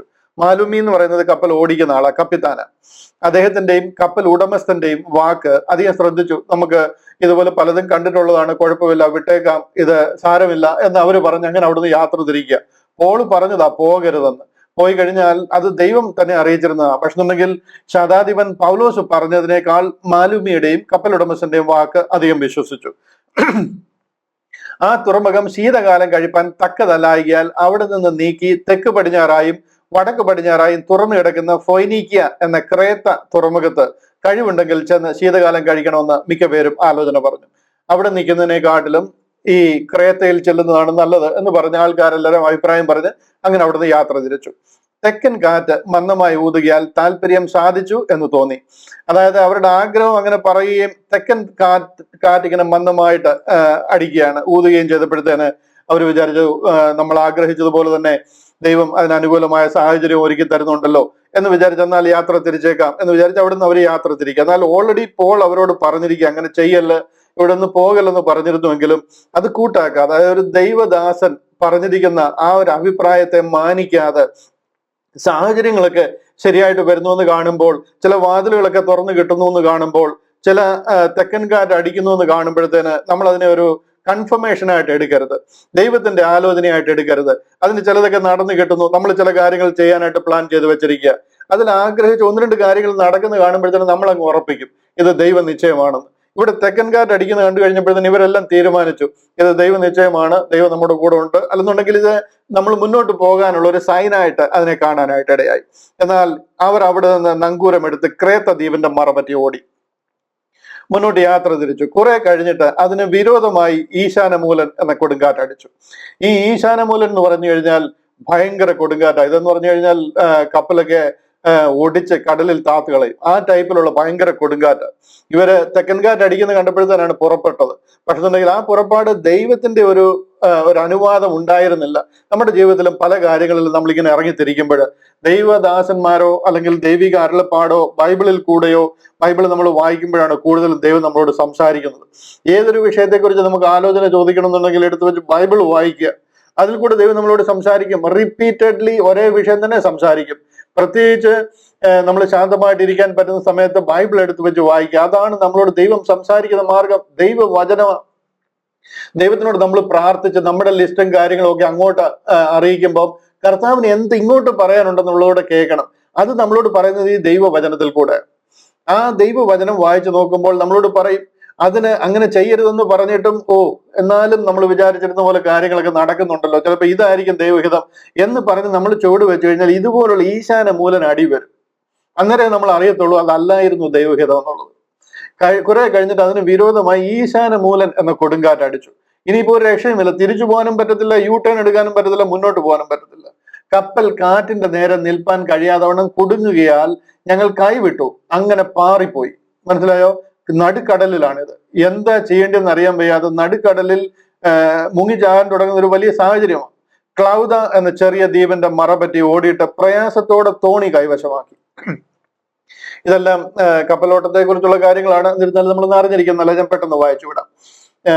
ഈ തോണി കൈവശമാക്കി എന്ന് പറയുന്നത് സേഫ്റ്റി വേണ്ടിയിട്ടുള്ള ഉള്ള ബോട്ടുകളാണ്. സേഫ്റ്റി ബോട്ടുകളും നമുക്ക് രക്ഷപ്പെടാനായിട്ട് പിടിച്ച് കിടക്കാനായിട്ട് പറ്റും. അതിന്റെ ആ സേഫ്റ്റി റിങ്ങുകളും സേഫ്റ്റി ബോട്ടുകളും ഒക്കെയാണ്. അത് കപ്പലിൽ നിന്ന് അതിന്റെ സൈഡിലൊക്കെ കെട്ടിയിട്ടിരിക്കുന്നതാണ്. അതിൽ നിന്ന് അതിനെ ചെറിയ ദ്വീപിന്റെ മറ പറ്റി ഓടിയിട്ട് പ്രയാസത്തോടെ തോണി കൈവശമാക്കി. അങ്ങനെയുള്ള തോണികൾ സേഫ്റ്റി സംഗതികളൊക്കെ കൈവശമാക്കി. അത് വലിച്ചു കയറ്റിയിട്ട് അവർ കപ്പൽ ചുറ്റിക്കെട്ടിയും മറ്റും ഉറപ്പുവരുത്തി. പിന്നെ മണത്തിട്ടമേൽ അകപ്പെടുമെന്ന് പേടിച്ചു പോയി ഇറക്കി അങ്ങനെ പാറിപ്പോയി. ഇതെല്ലാം അവരവിടെ ചെയ്യുന്ന ക്രമീകരണങ്ങളെ കുറിച്ച് പറഞ്ഞിരിക്കുന്നതാണ്. ഞങ്ങൾ കൊടുങ്കാറ്റിനാൽ അത്യന്തം അലയുക കൊണ്ട് പിറ്റേന്ന് അവർ ചരക്ക് പുറത്തു കളഞ്ഞു. ഇതാണ് അടുത്ത ഒരു ഇത്. ആവശ്യമില്ലാത്ത ലോഡുകൾ, ആവശ്യമില്ലാത്ത കാര്യങ്ങളും ഒക്കെ ആയിട്ട് പോയി കഴിഞ്ഞാൽ ഇങ്ങനെയുള്ള പ്രയാസങ്ങൾ ഉണ്ടാകുവാനായിട്ട് ഇടയായിത്തീരും. അവിടെ നിന്ന് സംസാരിക്കണ്ടേ, പക്ഷെ ഞാൻ അങ്ങ് പോവുക. നമുക്ക് വേറെ ഏതെങ്കിലും സാഹചര്യത്തിൽ ഈ വിഷയങ്ങളൊക്കെ വരുമ്പോൾ ഞാൻ എക്സ്പ്ലെയിൻ ചെയ്യാം. കൊടുങ്കാറ്റിനാൽ അത്യന്തം അലയുകയുണ്ടായി. പിറ്റേന്ന് അവർ ചരക്ക് പുറത്തു കളഞ്ഞു. അതിലുണ്ടായിരുന്ന വെയിറ്റ് ലഗേജുകൾ ഒക്കെ എടുത്ത് വെളിയിൽ കളഞ്ഞു, കപ്പലിൽ കളഞ്ഞു. കപ്പലിനെ ഏറ്റവും ലൈറ്റ് ആക്കിയാണ്. ഓട്ടക്കളത്തിൽ ഓടുന്ന മാതിരി, ഓട്ടക്കളത്തിൽ ഓടുന്നവരെ കണ്ടിട്ടുണ്ട്, വലിയ പാന്റും ജീൻസും ഷൂസും അതുപോലുള്ള സംഗതികളൊന്നും ഇട്ടുകൊണ്ടല്ല ഓടുന്നത്. ഏറ്റവും ലൈറ്റ് ആയിരിക്കും. ഒരു ലൈറ്റ് ഷോർട്സ്, ഒരു ലൈറ്റ് ബനിയൻ, അതേ കാണത്തുള്ളൂ. ഏറ്റവും ഓട്ടക്കളത്തിൽ ഓടുന്നത് അതുപോലെ ശക്തമായിട്ട് ഒരു എക്സ്ട്രാ വെയിറ്റും കാണത്തില്ല, ഒരു ലഗേജും കാണത്തില്ല ആ ലക്ഷ്യത്തെ നോക്കി ഓടുമ്പോൾ.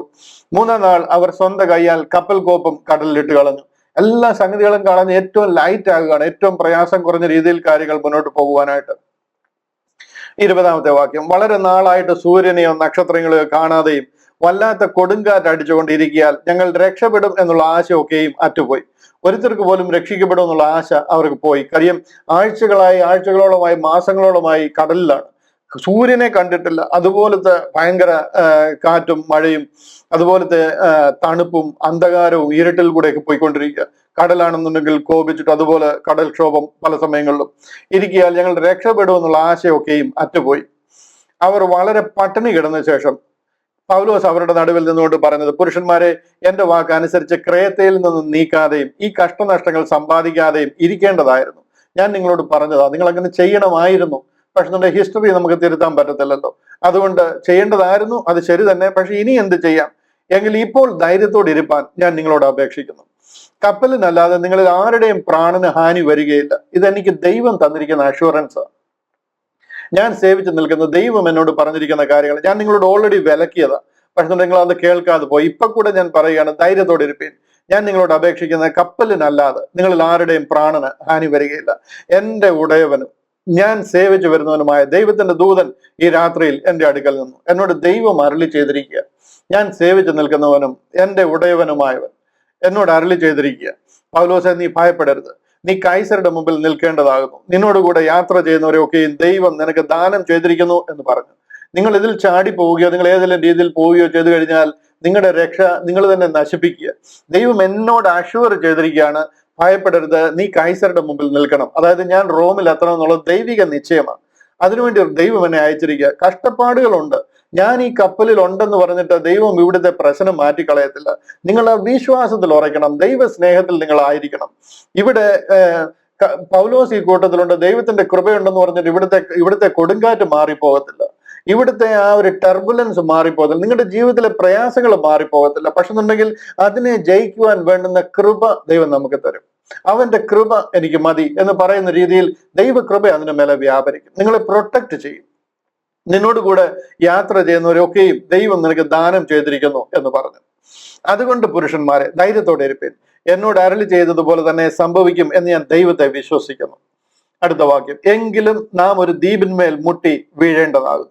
ഇവിടെ ഭയങ്കര സംഭവങ്ങൾ ഇതിനിടയ്ക്ക് നടക്കും. നമ്മളൊരു ദ്വീപിൽ മുട്ടി വീഴുകയും അവിടെ ഇറങ്ങുകയൊക്കെ ചെയ്യും. പക്ഷെ എന്നുണ്ടെങ്കിൽ നിങ്ങളിൽ ആരും ഒരുത്തരുടെയും പ്രാണന് ഹാനി വരത്തില്ല. ധൈര്യമായിട്ടിരിക്കാൻ പറയുക. 14-ാം രാത്രി ആയപ്പോൾ, 2 ആഴ്ച കഴിഞ്ഞു, 14-ാം രാത്രി ആയപ്പോൾ ഞങ്ങൾ അദ്രിയ കടലിൽ അലയുന്നേരം അർദ്ധരാത്രിയിൽ ഒരു കരയ്ക്ക് സമീപിക്കുന്നു എന്ന് കപ്പൽക്കാർക്ക് തോന്നി. കംപ്ലീറ്റ് കൈവിട്ടു പോയിരിക്കുക. ഞാൻ ആ പടത്തിൽ കാണിച്ചതുപോലെ അഡ്രിയാറ്റിക് ഓഷനിൽ എത്തിയിരിക്കുക. അദ്രിയ കടൽ എന്ന് പറയുന്നത് ആ അഡ്രിയാറ്റിക് ഓഷനെയാണ് കാണിക്കുന്നത്. അതായത് ഇത് കണ്ടില്ലേ, ഇവിടെയാണ്. ഇവിടുന്ന് കൈവിട്ടു പോയിരിക്കുക. ഈ ഫെയർ ഹെവൻസിൽ നിന്ന് തിരിച്ച് ഇതുവഴി എവിടെ പോകുന്നതെന്നേ അറിയത്തില്ല. അഡ്രിയാറ്റിക് ഓഷ്യനായത്, മനസ്സിലായോ? അതില് അർദ്ധരാത്രിയിൽ ഏകദേശം ഇവിടെ എത്താറായി. അന്നേരം അവർക്ക് മനസ്സിലായി ഏതോ ഒരു കരയ്ക്ക് എത്തുകയാണ് എന്നൊരു ഇത് അവർക്ക് മനസ്സിലായി. എന്നാൽ എവിടാണെന്നൊന്നും അറിയത്തില്ല. രാത്രിയിൽ 14-ാം രാത്രി ആയപ്പോൾ ഞങ്ങൾ അദ്രിയ കടലിൽ അലയുന്നേരം അർദ്ധരാത്രിയിൽ ഒരു കരയ്ക്ക് സമീപിക്കുന്നു എന്ന് കപ്പൽക്കാർക്ക് തോന്നി.